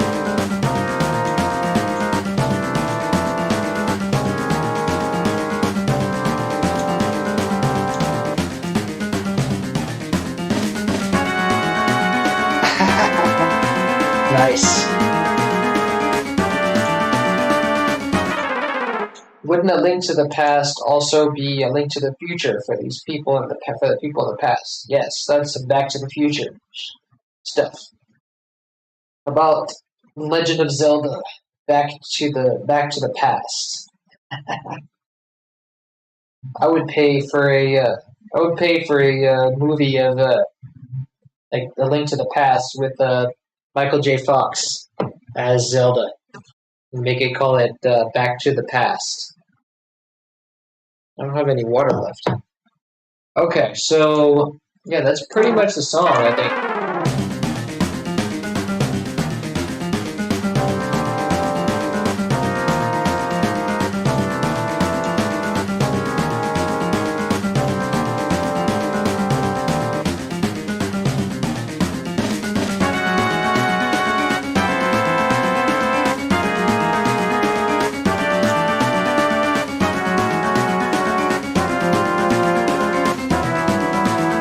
Past perfect. I think that's it. That's the joke. A link to the past perfect. We need to get the Link. We have to go to the past. We have to get the what is it? The golden power. We need the moon pearl. I need the moon pearl to generate 1.21 gigawatts of electricity. All right. So if that sounds good to everyone, then I think I'm going to take a break because my muscles are sore, and I was made to work I went to work yesterday as a catering server, and I worked. They made me work in the cold, and I don't know. I think that made me kind of sick. I can't really tell. I felt a little sick today, but it went away as soon as I just felt a little sniffly, you know. But now I have this a little bit of muscle soreness. So I'm just gonna rest that off and then come back in about an hour, and we can maybe do. Well, I might come back because I have some friends coming over. So but that might be it. See. Okay, so I'll come back in about an hour and stream for I'm gonna take a break, and then I think actually that we'll do some more stuff tomorrow. So I might just come back tomorrow because I don't think I'm gonna have time today. I have friends coming over at 7, so it's in 2 hours. So before you go, I got a quick question. Do you see yourself going Oracle of Times, Ganon's Tower in LTTB format one day? I actually don't see that because I don't even know Ocarina of Time. I don't play those games much, so I think this was just mostly I only do SNES soundtracks because SNES soundtracks are the ones that really make a difference because a lot of those Nintendo 64 soundtracks already had a lot of compression removed. They didn't have a lot of compression on it. Well, they were pretty compressed, but I haven't done a Nintendo 64 soundtrack already.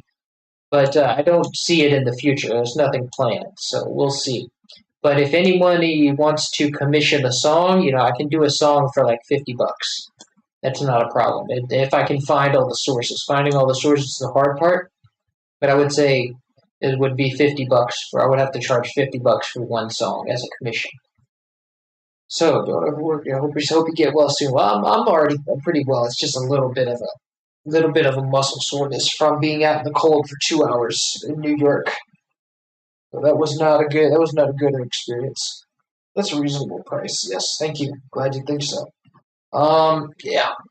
All right, guys. I'm gonna jump off here, and then we'll get to more of it tomorrow. Hopefully, yeah. I'll probably do some more tomorrow because I'll have time. Because yeah, I wanted to do kind of get. Let's see, what did we get done? We got Prince of Darkness, and then I think pretty much the rest of it was only.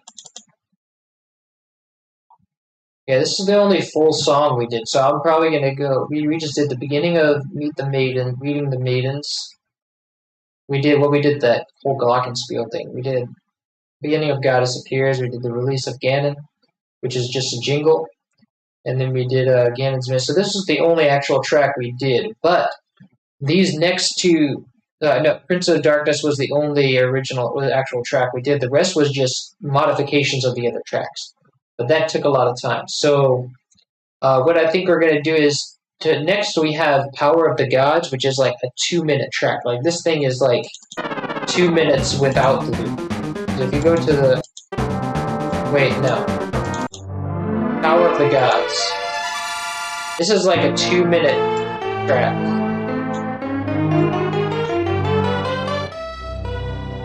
No, this is 45 seconds. This is like a 45-second cue. And then these last two. This one's the 2-minute one.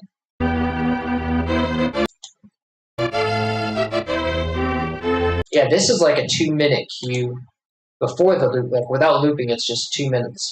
And then the staff roll is also 2 minutes. So we have like two 2-minute subs. We have maybe one more day, maybe 2 days to go. All right. So I'm gonna jump off now. Peace, y'all. And this is going to be we'll do it again tomorrow. So.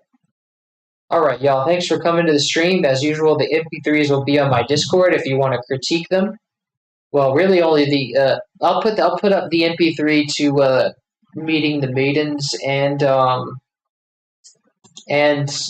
the Prince of Darkness. So you guys can kind of critique those two tracks. And then I might do a YouTube video for Meeting. I think I'll do a YouTube video for Meeting the Maidens. Yeah. And then Prince of Darkness will be up there as well, of course. We have 2 tracks to put up, and you guys can critique that if you want to get in the Discord before and listen to it before it's out. All right, y'all. Thanks for coming to the stream, and I'll be seeing y'all tomorrow. Jam and Sam out.